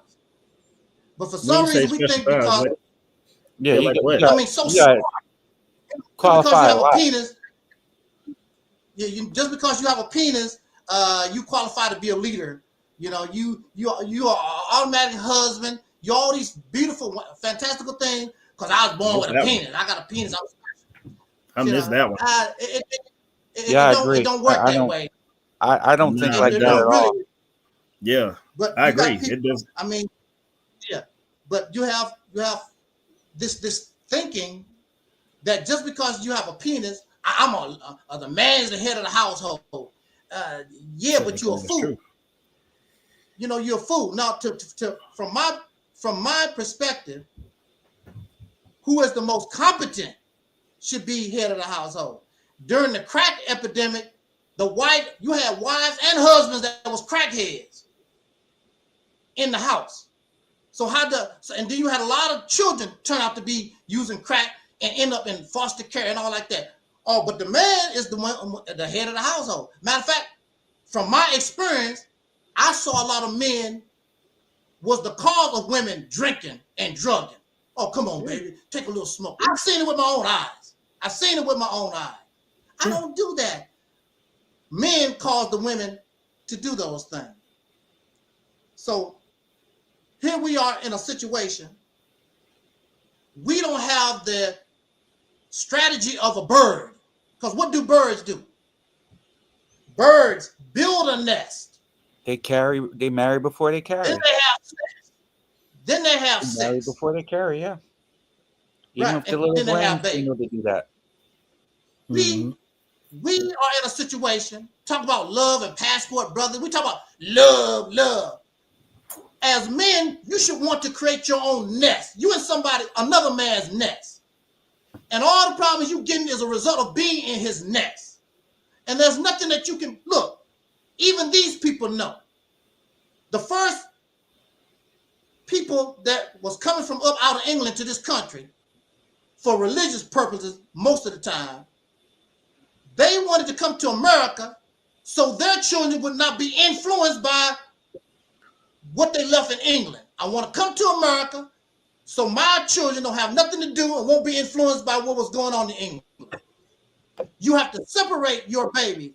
Even you, even I always say on our platform that we who are living right now, we're damaged goods because we are products of the cesspool, whether we like it or not. We're products of the cesspool. There's nothing that you can do about it. This is part of us. We're part of it. We're part of these things. We have to create our own nest. We have to create our own environment because this environment is what is created all this for you. This society itself that you did not build, another man builds, and he approves and he gives his okay. It's perfectly fine with him. You don't like it, get the hell out the nest. But you want to stay in the nest and try to work with it. And you're not going to be able to work with this nest. This nest is what? 300, 400 years old? You can't work with it. It is what it is. Unless you kick him out of power and you change it. You ain't bad enough to kick this boy out of power. So what you going to do? Because as long as your children are in here, I don't care what you do. You can be the greatest parents in the world. I just saw where Denzel Washington, I did not know this. Denzel Washington has a gay daughter who just got married. Denzel Washington. Denzel Washington just, Denzel Washington just kissed a man and justified it. He's no big deal to him. Because in this society, in this environment, all that is acceptable, all that is horrid-dory, all that's good. And you talk about men, a woman. That's what I just got through saying. Yeah. You say a woman's supposed to sit back in the cut and help a man make $100,000 a year or whatever. But that's not what traditional marriage was. No, I didn't say. She can't sit back in the cut. She gotta have, like you said, actually, that she has to do her job and he has to do his job. Yeah. So she can't sit back in the cut and help him build. She has to be working too. And I don't mean like a traditional job. I mean she got to be working. Well, the traditional marriage, that's what they done. Right. Traditional marriage, she sat back in the cut and he made the $100,000. The only thing she did, sit back and she basically was a housekeeper and took care of the children, whatever. Basically, she was a slave. Because they even call what do they call women's work? I'm gonna disagree with that one. What do they call women's work? Yeah. I mean her purpose is to help build that man. What do they call She'll helpmate. She'll a helpmate. Yeah, I think feminism equated that. Yeah, she a helpmate. She can't be a helpmate if she's sitting on her behind. So in order for her to help him build, she gotta be helpful in that regard. Now, if she's sitting around, being a slave. I mean, let me make this. Let me before I lose my train of thought. Okay. They call woman's work domestic work. Domestic work, meaning slave work. No, domestic. That's what it is. Domestic doesn't mean slave. Domestic means domestic. Slave work. Those are two totally different definitions. What are you talking about? Her word. Hold your point. Let me make my point. Prove your point. Because that's what it is. No, prove your point. You go out here and do all the work. It's slave labor. It's slave labor. Wait. You're running away now. You're running away now. Prove that domestication equals slavery. What do you know what equality is? Because that's what it is. Now you're all over the place. Domestic. No, I'm not over there. Domestic or domestication. To enslave. Your friend. All the food that you eat. All the food that you eat is domesticated. Wait. Enslaved for the purpose of human consumption. All the banana that you eat is not the original enslaving banana. vegetables, It was man? enslaved. No, he's saying the people who do the domestic work are slaves. That's what he's saying. You're the people saying, who do the wait, domestic wait, work wait. are slaves. Back up It's a little. another You word got me, for got me real slave. confused. You got me And real you don't. confused. I know you don't like this. I know you don't like it. I know I'm you don't just like trying it. to understand where you're coming That's from. what it Because is. you now we're Passport, talking about brother. bananas and shit. Like, where the hell did And we? passport brother been going on before Passport Bros even touched it. That's been going on forever. Men was leaving Vietnam and going back to Vietnam and Taiwan and getting wives. That's an old trope. It just only became a big thing when black folks started doing it in droves and they started calling the Passport Bros. But that's an old movement. Them going to Vietnam and Taiwan it's got to be 30, 40 years old. So that's not even a new but it's thing. unnatural. It's unnatural behavior. It's unnatural really, behavior I mean, because no it's animal, more black. It's more Chinese mixed black women in Taiwan and the Philippines and anywhere. But you have a domesticated side, and you have become influenced by this environment. You are part of the matrix, and you don't see that in yourself. The matrix. Then what is wrong? What is wrong with women wanting equality? What is wrong with that? Equality only means they wouldn't be able to handle it for the most part if they got it. They wouldn't be able to handle it if they got it. There's a difference between you have a role. Wait, you asked a question. Can we answer it? Why you don't want a woman to be a truck driver? She can be a truck driver. I don't want a woman to be a truck driver. There are women truck drivers now. We're not tripping about that. What the hell are you talking about, dude? Okay, so why you don't want her to be called head of household? Because a lot of times, no, because a lot of times because she's too emotional to handle that job. I've seen that personally in multiple families. Look at the emotion that has been expressed on this broadcast right now by a certain person. I didn't hear that. What did you say? I'm just being me. I'm just being me, bro. Oh no, you got me. I'm just being me. You're really plus, a lot of young ladies want to pick and choose, want to be head of the household. They don't want to. We'll be head of the household the whole time. So a lot of women want to pick and choose when to be head of household. See, you can't be head of household and men be mad when things don't work out in your favor. So well, see, this is the thing about it. You have to build your own environment and create your own roles. Have you done that? And what people are going to do. Have you done that? No, we have not done that. No, we have not done that. Have you done that? No, I have What's not done that. What's your family situation? What's your family? Are you married? What's that got to do with anything? Oh, shit. Are you married? The only one that you... The only one that's talking crazy, the only one that's talking all outside I'm whatever. But then I know that you don't have nothing to offer because you need somebody else to speak for you. You don't have no. Right, you don't have no. I read. I get it. I read. So I'm wrong. Yeah, you read somebody else's brain. Don't be mad. You read somebody else. I get jumped on for reading too, so don't be mad. Are you married? Are you married? Are you married? Ain't got to do with anything. Because we're talking about marriage. You married? I've been married since I was 19 years old. I'm talking about you want to let me speak? I'm talking about equality. Equality means equality means. Are you going to? No. You had your time. First of all, I need your multivitamin. Your multivitamin is off the hook. So I'm just going to start speaking over you until you mute me at this point. Because at this time, only thing that can happen is that your shirt pop. Because your head getting tight. So I ask you a question which next triggered you. You must have a horrible family life. You ain't putting your mom and dad in shit. All those guys, ask you a good question. Are you married? Are you married? No. Oh, you're really mad. Have you ever been married? Have you ever been married? No. Well, let me tell you my situation. Can I tell you my situation? I don't care about your situation. That's not what this topic is about. I see. Don't let it make your head explode, baby. Don't pop the button on your neck. We don't need a stroke. I don't like your attitude. I don't like your attitude. You pissing me off. What do you want to do? I don't like your attitude. What do you want to do? You think you smarter? You think you better?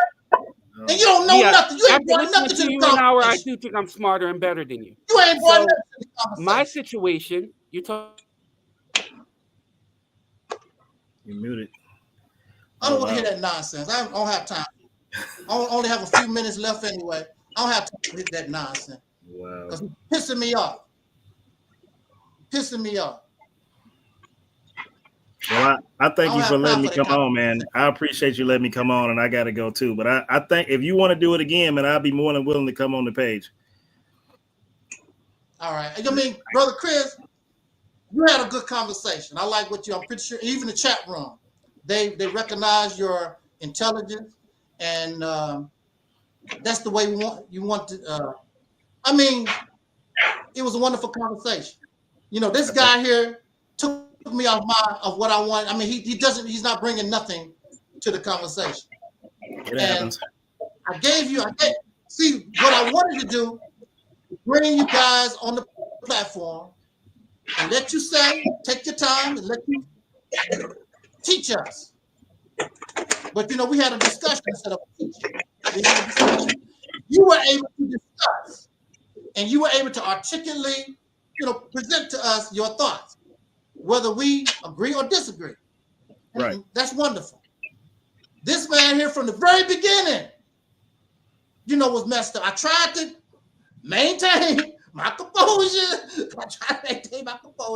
And if you look at some of my other videos, I sit back in the cut and let people talk. But you're not going to come here and disrespect me on my platform. Okay, I brought your ass here. You say you had something to say, then come here, don't have nothing to say. He's not the first one, Brother Chris. There's guys that come here, they got all this to say, then they get here. Benjamin Franklin said, I've been invited on program, and I speak mine, I hold mine, because I am me. I'm not quoting from no books. I don't have to put books behind me and talk about all the books I read and all like that. When I talk about, I don't read like that no more because it's not necessary. I'm reading all these books, what you're producing, with all this knowledge and understanding that you're getting. What is it producing for you? You're reading all these books. When we start producing something from what we're reading, then I can understand. Read some more, read some more. You ain't done nothing with the knowledge that you got or you have. Keep reading and reading. Because it makes you feel good. It makes you feel smart. But then when you come in front of somebody like me that don't give a damn about your reading, there's a problem. Because those not your thoughts anyway. That's somebody else's thought. Right. Yeah. But again, sir, I thank you for letting me come on, and I got to go. So, but I thank you for letting me come on, and yes, please hit me up again. I'll be happy to come on your show. Y'all have a good night, brothers. I sure hope so, brother. You brought a lot of enlightenment. Thank you, brother. Thank you, brother. Yep. You're quite welcome. I'm happy to help. Brother, yes. All right, gentlemen. All right. Well, yeah, I came in kind of a little late. I came in when y'all both was arguing, though. Yeah, that Negro Stephen, it was a Negro, that Stephen's guy, you'll see on the playback. He was very rude and disrespectful. And then he didn't have nothing to say, Brother Taalik. He didn't have nothing to say. Whatever he had to say, he piggybacked off of what Chris said. He didn't have nothing to say. Right. But on Facebook, I met this piece of trash on Facebook, and he had all this he wanted to say. He got all this teaching he wanted to, came here and said nothing. It pissed me off. I was trying to hold back, but he made me come. He made the Negro come out. I'm not gonna take all that. He made the Negro come out with that foolishness. So you made the Negro come out, huh? Made the Negro. I wouldn't plan to be Negro. I wouldn't plan to be Negro today. This cat here, silly, silly, don't have no kind of. Come on, I read a book. He's still hanging around. This cat said, look, he's still hanging around. Here he is. He's still hanging around. He's still hanging around. What you hanging around for, Mike?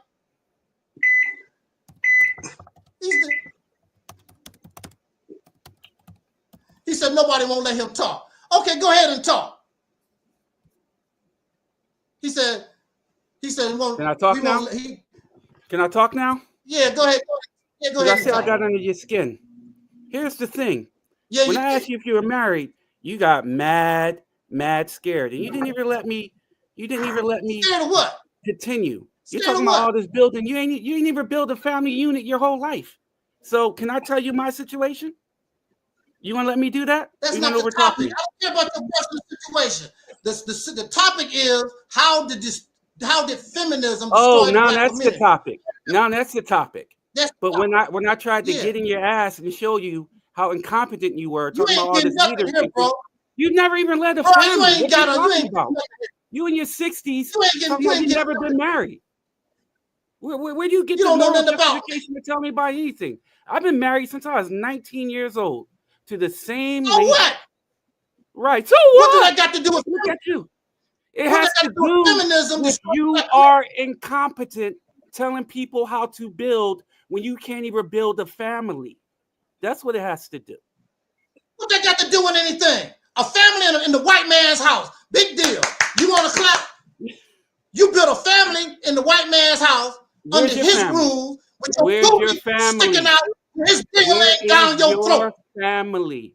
You're talking about units. You don't run nothing. Family? What kind of family you got? You deserve the right. If it wasn't for the white man, you wouldn't have nothing. Show me what's in your house, Mr. Family Man. Show me what's in your house that you built.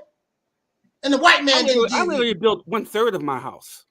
If you add all the you ain't built nothing. Where you get the bricks from? Where you get the wood from? Where you get the electricity from? Where you get the rubber from? Where you get the hammer from? Where you get the nails from? You ain't do nothing. You're the white man's thing. So you belong to him. You're a slave. So where's your house? Are you in the basement? Right? The white man gave you. Are you a homeowner? The white man. Don't make no difference what I am. It doesn't. Nobody don't. If you don't pay taxes, nobody own no home in America. So get that right. So let me get this straight. You're disqualifying people maintaining families, even though you don't have no family. You're a slave on a plantation. You're a slave on a plantation. You don't have no family. That button on your shirt is a slave that needs to escape. The white man can break you up right now. That top button on your shirt is a slave that needs to escape. It needs to be free. He said Angel lost in the debate. There's no debate. Yeah. What are we debating about? Because I asked you if you were married. You talking about all this nation building. I asked you if you were married. You flipped the fuck out. I just asked if you were ever married. What got to do with anything? We talking about nation building. What that got to do with anything? I knew you weren't married because you ain't building no nation. So I knew that was happening. You live in another man's house. And you're living in another man's house. That's right. So are you. And so are you married. And so are you. But at least I'm married and have a unit.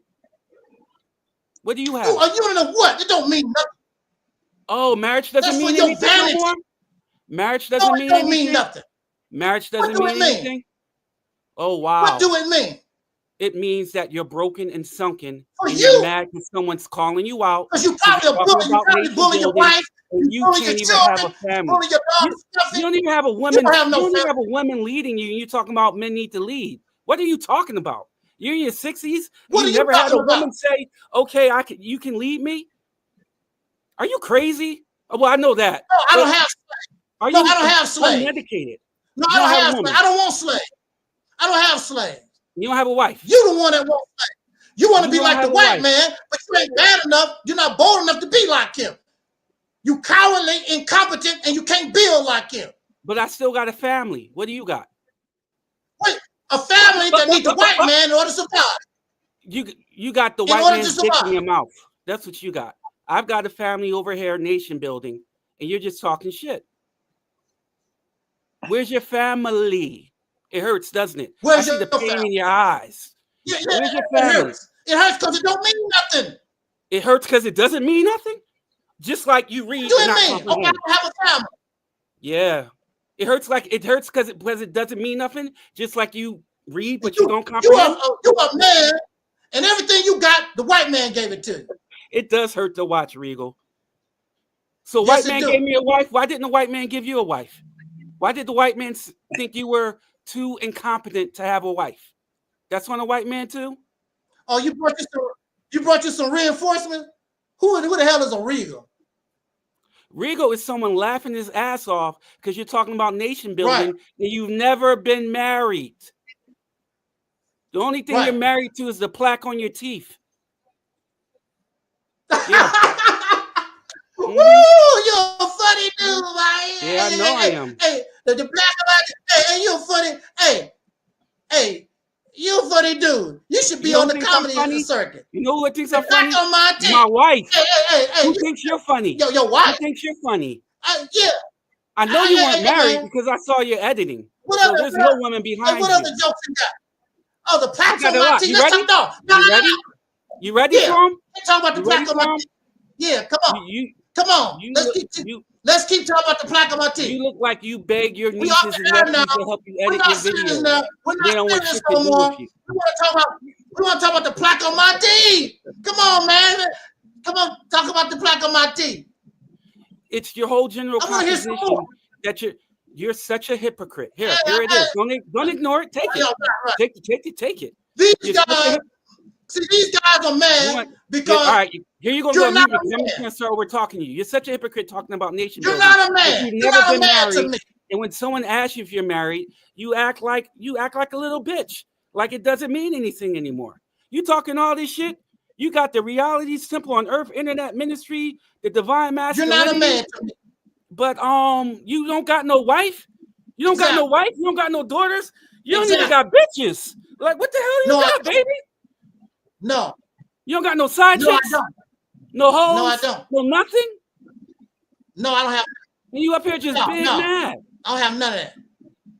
But you I don't nation have building. no slaves. You I don't nation have no building. I didn't say nation nothing about building. nation building. Did I say You anything reading about but nation? not I never said comprehending. nothing about nation. You Let's reading go but not back to the comprehending. plaque on my teeth. No, let's go back to You the plaque brushing on my your teeth teeth. for 5 minutes thinking you done. But you're not, son. Yeah, You just come on, got a let's whole keep lot it- of no, let's brushing keep to do. Let's You gotta talk get those about the plaque gums, on you my gotta get the back of that mouth. You gotta get all that Yeah, shit there to you be go. really legit. Yeah. Because you can't say shit Come on. to me. Bring it. I've been I know that. married. Come on, bring it. Yeah, you've been married. I know. Come on, bring it. Come on, Yeah, I talk, know, talk and to I us, know, man. I know. It was I Jesus know. band Come what on, time come it's on, talk you. to us. Talk Oh about shit, your you marriage. banning, Come on, you banning everybody who's ripping you right now online. I see that. come You're a on, little come on, bitch. talk. You're a bitch. You Yeah, I banning know that. everybody Come who's on. ripping you online. Oh Which yeah, you come need on, to come do. on. Yeah, I Oh, know. you're still banning them. Yeah, You I know. ban legal, you ban male gossip. You Yeah, losing the whole I sure congregation did. now. I know. Come You on, can't come say on, shit teach about us. anything, man, because you're not Come married. on, teach us. You got no weight. No, come on, I know. You got no pull. Right. You got no. You got You no. don't know You nothing got no about me. sleeves. You got nothing of that. I know You that. I can't know even have a that. Come woman on, teach. follow you. You're 60 I plus sure years don't. old and you've never been married. No, I'm Nobody want to hear 70. shit what you I'm say. 70. Ain't nobody, I'm 70. ain't nobody following your leadership. No, I sure not. You feeling everything on. but a toothbrush. You feeling What else everything you- but yeah. a dentist and a therapist. I know. Yeah. You're right. Okay. What else you How got? old are you? How old are you? How old are you? 70, 71, Oh, my 71. goodness. This motherfucker is I 71 know. years old, never been Yeah. married. I'm 70. Never Are been you married. fucking serious? And you talking about nation building. What the hell I'm have you been 71. doing the last? Yeah, he's In banning jail. you. Yeah, he's banning In you. jail. In jail. That's where I've been. I've been in You jail. can't get someone. That's usually the best I've been place in brothers jail. get wives in jail. All those brothers be But I having didn't. wives. What the hell were you doing? I know that. I don't know. I failed. Talk to me, man. Talk to You me. failed, so you got can't. the You wisdom. can't come in here in your 70 right. years I of sure did. complete I failure failed. talking about nation building, Right. telling I'm other in men what they jail. need to do. I'm 71 years old. Never been You're married. 71 years old who 12 doesn't years read. in jail. And don't read. You're right. What else you Well, you got? didn't go to jail Come for on, stealing man. toothbrushes. Don't- I know that yeah, much. I went to That wasn't the crime. I went to jail. What? Damn, you bring a lot of what you call it? They don't get a chance to write on the timeline though. Because I'm ripping your ass, and you and I know that. Yeah, I know you ripping. I know you ripping. Come on, come on. You rip. Keep ripping. What else you got to say? Okay, I'm 71 years old, never been married. I've been in jail for 12 years. Okay, my teeth got plaque on it. What else do the people need to know? Okay, you gonna let me say it or interrupt it? You wanna let me say it or interrupt it? Yeah, man. Go ahead. Somebody touched you real bad, and you need to get some therapy. Oh boy, here we go. So that's what this is about. You shouldn't be this angry at 70. You shouldn't be this angry at 70. How feminism? Oh, 70, you're supposed to be cruising on your attitude. This man ain't said nothing. Cool as a cucumber at man 70. have not said nothing. I'm just joking around. I don't have no. Matter of fact, I'm in the cold. My heat went out. My heat went out because I didn't pay the bill. Was that why that button's so tight? Is that why that button's so tight on your neck? Yeah, because I'm cold. Yeah. Because I'm cold. Yeah. I'm cold. It would be nice if you had a wife to rub your feet or something, but you don't got none yes, of that. It should. But I don't have. Can I use your wife? Huh? Can I use your wife? Man. You don't be saying shit because you wouldn't see me in person. No, can I use your wife? Hey man, can I use your wife? You don't be saying shit because you didn't see me in person. I'll slap the shit out of you. Hey, bring your wife here. Mm-hmm. Bring your wife here. Bring her here. Let her see it. You sure look lonely. My wife should be the age of your daughter. You like molesting children? Because that's what it sounds like. Hey, oh, you say your wife? You molesting children? You're molesting you say children. You molesting my wife is your my wife. I don't have nobody. Make up your mind. First you said I don't have nobody. Now you say I'm molesting somebody. Make up your mind. Do I have somebody or not? If you are interested in my wife, you're a certified child molester. Yeah, I'm very interested in your wife. I bet you I could take your wife. Okay. I bet I could take your wife. Why is he getting disrespectful to the man? Because I'm whipping his ass, Larry. I'm whipping his ass. Bring her here. This motherfucker's talking about nationhood that's never been married. This motherfucker's talking about nationhood and never been married. Hey, bring her here. Sorry, Larry. You were banned too because so you're just gonna ban everybody. So you're just gonna ban everybody as I rip your ass? Let's hear her voice. You don't have no wife. You don't have no wife. You're a liar. Let's hear her voice. Tell her to say hi. Tell her to say hi. Let's hear her voice. You don't have no wife. You don't have no children. So you can jerk the fuck off, you child molesting little. Yeah. I sure do. Little faggot you are. No, get the fuck out of here. Yeah, I sure am. I sure am. You are a joke. I'm talking about nation building. Noop is a fraud. You're right, Realist. Noop is a fraud. I still want your wife though. Mm-hmm. Hey, bring that little slim thing. I promise you. I promise you. If I ever see you in person, if I ever see you in person, I'm gonna slap the shit out of you. You ain't gonna do nothing to me. You ain't gonna do nothing to me. Do you know how many people been saying that for since 2007? You ain't gonna do a damn thing. It's why you're not married. Don't you get it? It's a trend. I want your wife. I want your wife. Nigga, you need. That's why I've been waiting on your wife. Yo, Angel went out bad. He is going out bad. You see, he took himself off the video. He's self-conscious now. Who on what video? Put yourself back on video so I can keep ripping you. No, I don't know. This is your show, bro. You will put yourself back on video. Show. I bet you got veins all and shit popping in your neck. You still got that tight ass button shirt on. I bet your wife like it. Like it. Bring None of that moves me. I've been married since I was 19 years old. None of that moves me. None of that. I know it don't. Bring your wife here. You the one big mad, not married, never married at. How the hell you haven't been married at 70 years old, dude? What the fuck is wrong with you? You got weird toes. I don't know. Shit? Yes, like, what's up? yes, you got I should do. What the fuck is wrong with you? You got two nipples on your left side, don't you? You got two nipples on your left side. Yeah. I don't see how a 70-year-old goes through life without married. You ever had a girlfriend? I don't know either. No, I want your wife. Had a girlfriend in jail? You had a wife in jail? Your wife. You had a girlfriend in jail? Your daughter. You had a girlfriend in jail? Yeah, your son. You had a girlfriend in jail? Or was you the girlfriend? Your son. Your son was my girlfriend. Your son was my girlfriend. Oh shit! Yeah. You heard it. You heard it, folks. Yeah. A minor. It don't make no difference. A It don't make no difference. A minor. Long as it's yours, bro. Hide your kids. Hide your wife. Hide your kids. Hide your wife. Hide your kids. Hide your wife. Come on with what else? What else you got? Live sucker free. Zay back. Hide your wife. This bull after everybody. He after everybody ass. I sure am. I sure am, sonny boy. Oh shit. Might be after you. After everything Might be after you. You after everything but a toothbrush? That's what's going on? Yeah.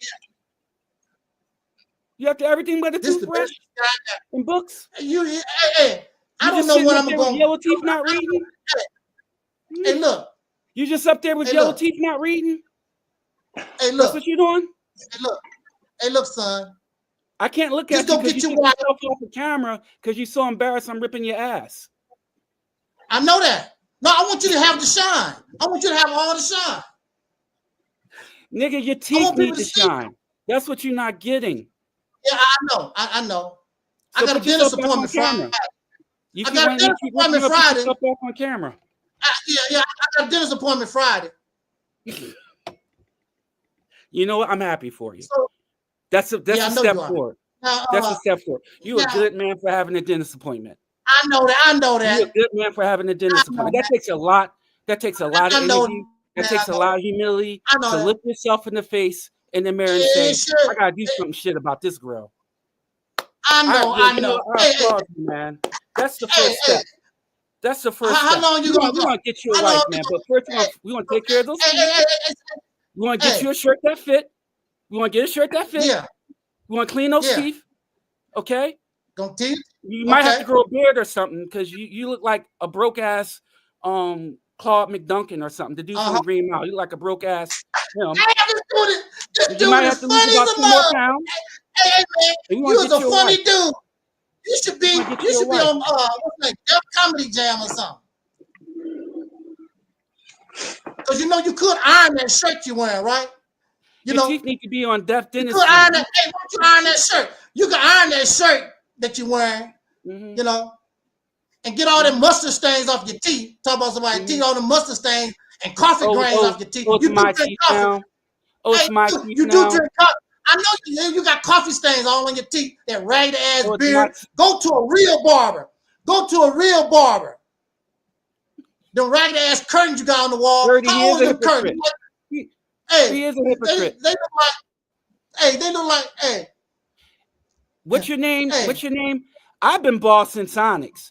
You've probably been bald since your hairline went away. We are not the same. You been what, man? I've been bald since Onyx. You have been bald since your hairline went away. We are not the same. No, we should not. I see you keep banning people. I see you keep banning people. Telling you getting your ass ripped. You mad? It don't make no difference. Huh? I put some of that corny. Only thing that makes a difference right now is that tight ass shirt you're wearing. Talking about you. I know that. Come on. Come on. Let's see who you banned. You banned 1, 2, 3, 4, 5, 6, 7, 8, 9, 10, 11, 12, 13, 14, 15, 16 people. Damn. I've been I'm on a roll. I know you have. I know you have. What else you got? Joshua, don't comment. He's going to ban you too. See? You just banned Joshua. You love it. You love it. Yeah. So you're a nation of one? What else you got? You're a nation of one. Come on.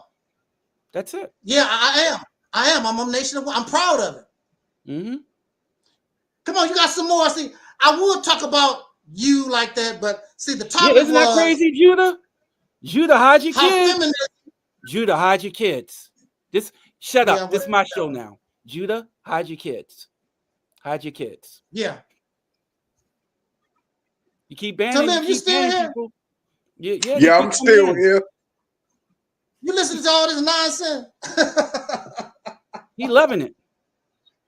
You know I don't have nothing else to do. Of course you don't got nothing else to do. Your name Angelsnupnup7, and you 71 years old. Yeah, right. I'm 71 years old. You 71? Actually, I'm 80. Actually, 80. Your teeth look like they're 80. I know. They dentures. They dentures, sir. I forgot to put them in that cup this morning. David said, Eric, leave me out of this shit. David, don't comment. He's going to ban you, David. He's going to ban you. You see, he took his picture off. You don't want to see. You banned David now. Put your camera back on. How am I on your show and you got your camera off? This is my show now, motherfucker. Give me my next guest. Go ahead. You shut up and be my co-host. Give me my next guest. Because you don't know what the fuck you're doing at 70 years old. Not married. Give me my next guest so I can talk to. I took over your show, bitch. Give me my next guest. Hey. Why your lip look like a beaver? What? Why your lip look like a beaver? My lip looks like a beaver? Like a beaver, yeah. Nigga, I don't know. Who's watching? You watching National Geographic? What the fuck is going on right now? What the hell's going on right now? Why you looking like a beaver? I don't understand. Explain that. Explain your joke. All the wrinkles in your shirt. How you gonna talk about somebody's shirt and look at all the wrinkles in your shirt? I bet you can't even fasten your top button. Go ahead, try. Hey, go ahead. Let's see you fasten your top button. I bet you I can unbutton mine. Get online. Unbutton your top button. Put your camera back on. I do it in a little while. You don't know how to do it? Damn, you got a lot of trolls. Put your camera back up. A lot of trolls. Kamikaze, don't comment. He's just going to ban you. Put your camera back up on your show. This is your show. Oh shit, he just called you the Black Joker. Oh my goodness. Yeah, I know. Put your camera on your show. Don't be a bitch on your own show. This is your show. And I'm asking you to put the camera up. Now I'm getting ready to get serious now. You ain't serious. Ain't nothing goddamn serious about someone doing this, obviously from his mom's basement or somebody's basement. Yo, how about you do this? How about you put on somebody so we can both talk shit about you? Let another guest on. Because I'm getting bored ripping you by myself at this point. You're not saying nothing. I don't got it. What are you saying? I'm not saying anything because I can't rip your ass because you're not on camera anymore. You're that embarrassed on your show. I took you off camera. I took you off camera on your own show. I took you off camera on your own show. I'm going to be serious. Now, we tried to be serious. We tried to talk. This knothead, this idiot, couldn't do it. This is the best he can do. So I'm entertaining him because he cannot speak articulate. He has no mind of his own. So I'm going to entertain you in the manner that you're used to. That's really wild. That's really wild when you have to speak out and enunciate articulate that hard. You're being an idiot. You're an idiot. That's crazy English right there. I'm not articulate. You're not articulate. You're not articulate. Let somebody else come on camera. I'm not going to let nobody do nothing.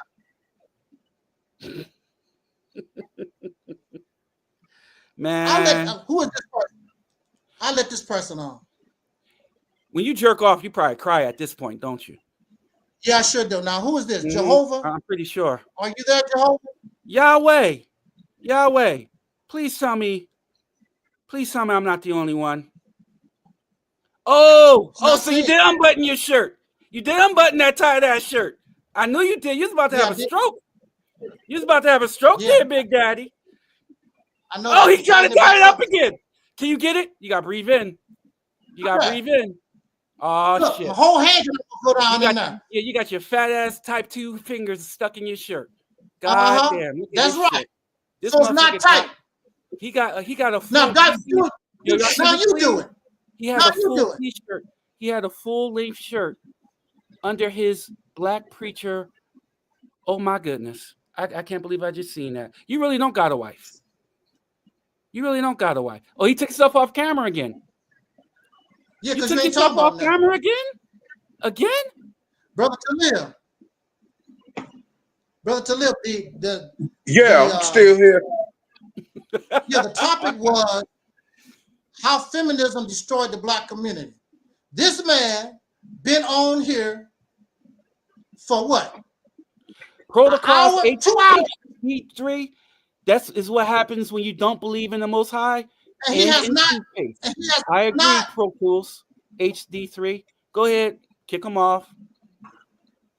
He has not said nothing in reference to the topic. So here I am just joking around. When are you? I'm allowing him to speak. Mm-hmm. I don't think he's talking about, are you married? Your teeth got plaque. You're 81 years old. You've been in jail. What they got to do with anything? You're talking about building, nation building, and your sorry ass has never been married. I never said nothing about nation building. Where you get that from? Like you probably haven't been in a minute either. Yeah. I don't talk about nation building. Tell this man that, this idiot. Tell him I do not talk about nation building. Where he getting that from? That's not his platform. He don't come from that type of platform. What's his platform then? What's your platform? What's your platform? You don't want to know. What's your platform? What's your platform? It certainly ain't mental. It certainly ain't mental or dental hygiene. It's not that.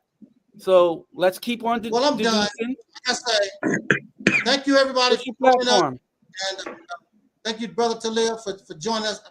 Unfortunately, you're a bitch who let someone take over your platform. That's what you are. You're a bitch who let someone take over your own show. I allowed you. This was your show. This is what it was for. It was for Ellie, you and Chris. Foolishness. I don't think he can Tom fortification. It was for you. I don't think he can. Shut up. I'm talking to my audience now. Tom, I don't think he can defend this foolishness. Well, you talk to your audience. You talk to your audience. Stop banning my audience. Tom, I don't think he can defend any of this. No, I cannot. No, I can't. I let him talk mad shit for an hour straight about nation building, what he's supposed to be doing. And this sorry ass trifling motherfucker has never been married and he's 70 years old. You don't get the fuck out of people's face playing. 80 years old, sir. 80 years old. Maybe 90. Maybe 90. Who you want to ban next? Who you want to ban next? Who's going to follow this guy?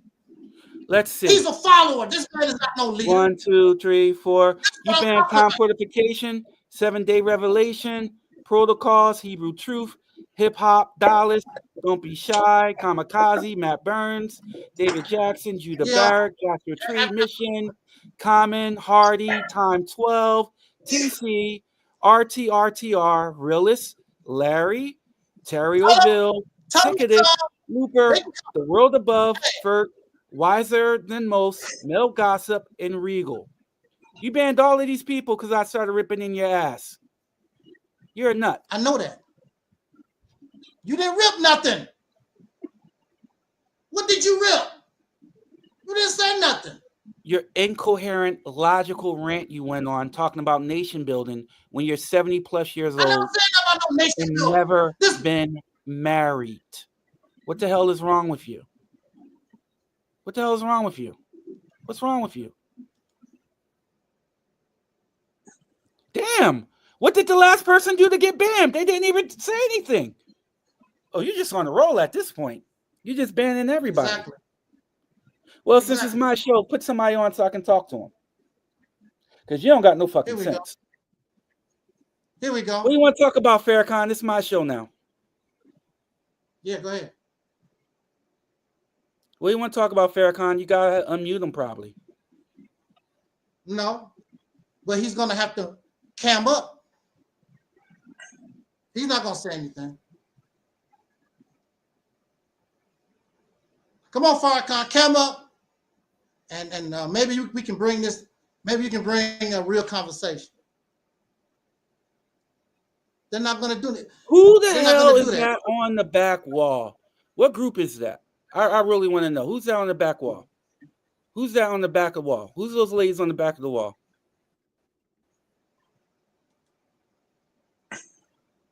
Who's the ladies on the poster on the back of your wall? I'm done. It's 9 o'clock. Who's the ladies on the back of the wall? We're gonna let you say whatever you want to say, and then we're gonna be out of here because I'm done. I'm tired now. You're a certified bitch. I mean, you banned everybody. Okay.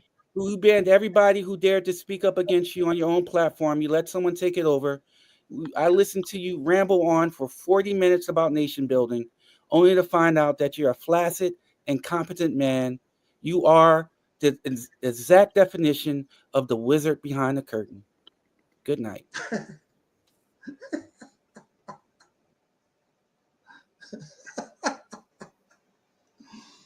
Oh, wow. Woo! Had a little fun. Had a little fun.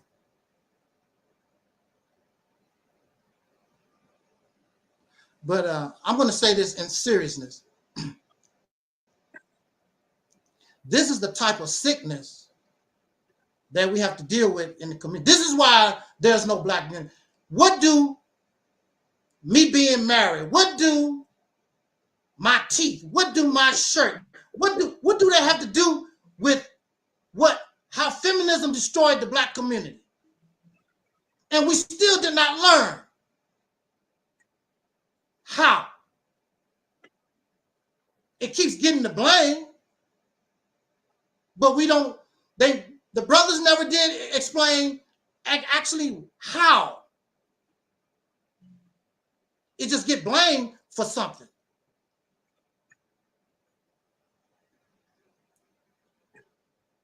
But this is the brainwashing. This is what we have to deal with in this society. If I'm going to blame the white man, I'm going to break it down how the white man did this and how the white man did that. If feminism is the reason behind this and that, you should be able to break it down. We did not hear that tonight.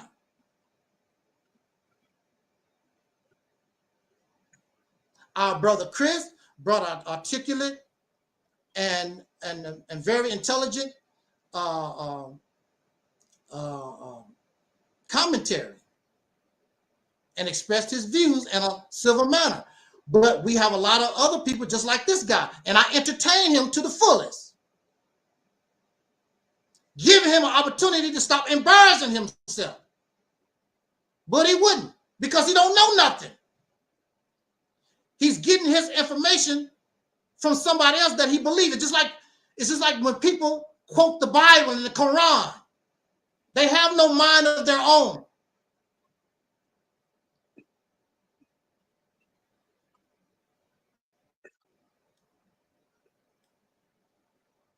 I'm ripping you.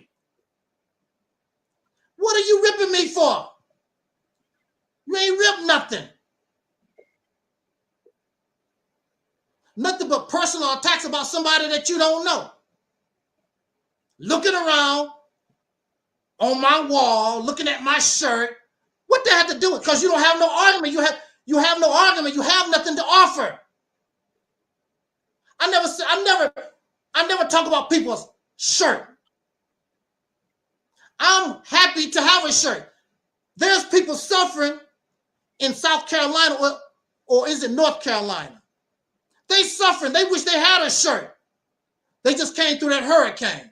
There's people in Gaza that wish they had a shirt. I don't talk about nobody's dress. What they have to do with anything? I don't talk about people's appearance. They do that because they have no argument. They have nothing to offer.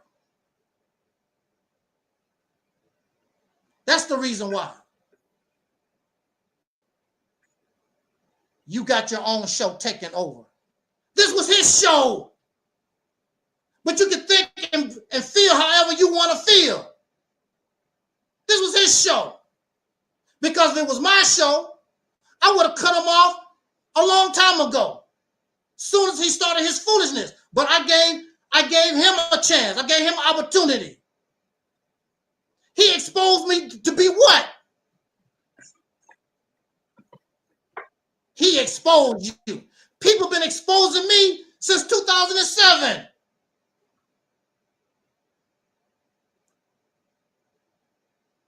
expose. You didn't rip nothing. Didn't expose nothing. It did expose that I can be silly, just like you are. You're a silly person, an old person at that. And he wouldn't stop.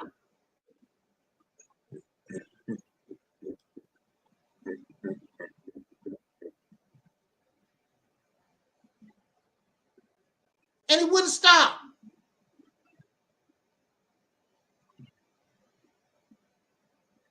But that's all right. Gave you all this time to teach me.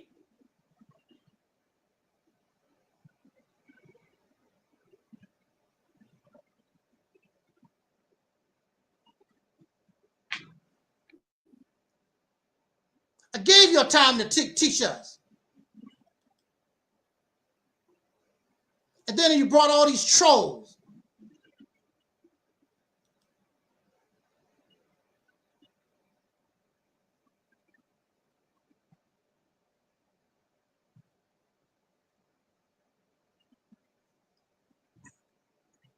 Exactly.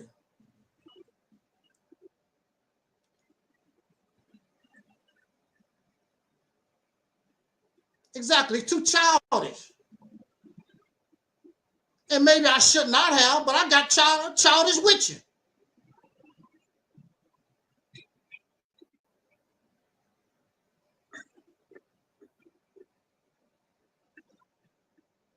The subject was how feminism destroyed the Black community.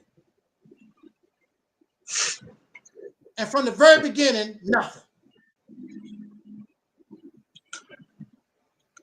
But you ripped me. How you ripped me when you are the one that brought the topic and couldn't even explain it? He couldn't even explain the topic.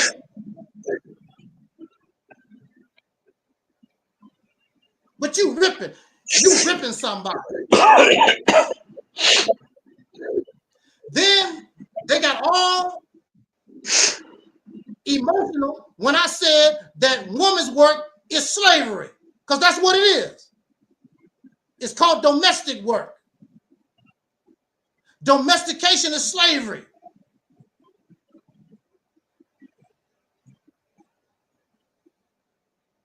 I thank you for the views. I thank you for the views. I thank you for the attention.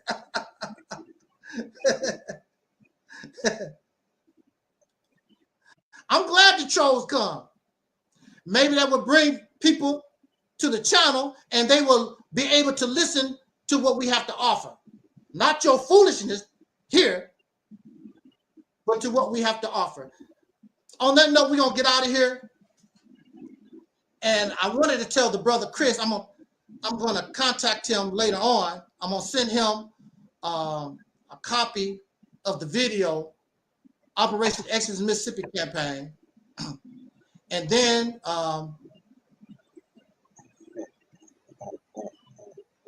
he can come back and we can talk about the Mississippi campaign. And I'm going to send him a copy of our Soul Liberation Day message. Brother Taalik. Yeah. When you get time, I don't know if you want to. I wanted you. I'm pretty sure you said that you had listened to the Soul Liberation Day message. Yeah. Because I wanted you to, give a response if you want to one day. When you want to do this? Whenever you're ready. You talking about on another day or right now?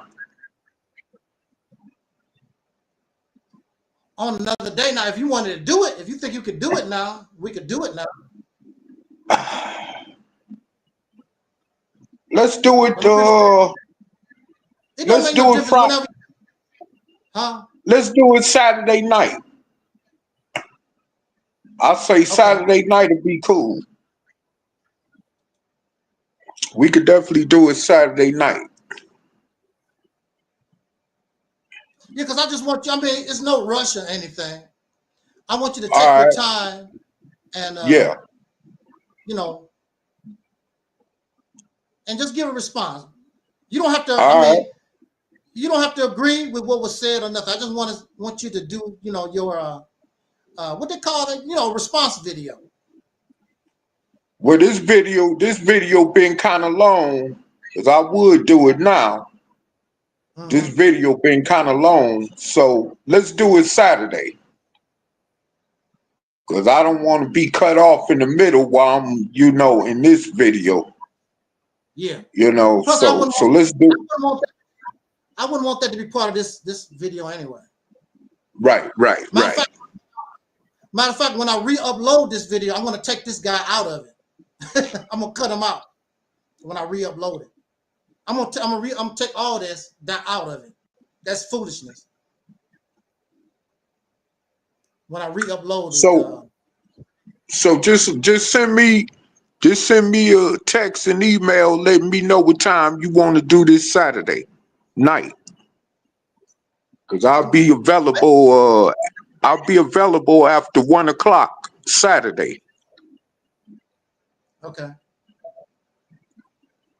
Just let me know. We could definitely make that happen. Okay. Whenever you're ready. Yeah. We can do it. So on that note, we're gonna get out of here because I'm tired and I'm cold. Like I told you, my heat went out. It's colder than a mother in here. But the show must go. The show must go on. So I said I'll go ahead and still do the broadcast. But it's colder than a mug in here. Yeah, the heat went out last night. Repair people won't come out till tomorrow sometime. Yeah. On that note, thank you everybody for listening. I apologize for the foolishness. Y'all know I don't roll like that. I just want to entertain this idiot, get him some shine, and just like our ancestor Don Cornelius used to always say in parting, we wish you love, peace, and soul. And we are Audi 5000.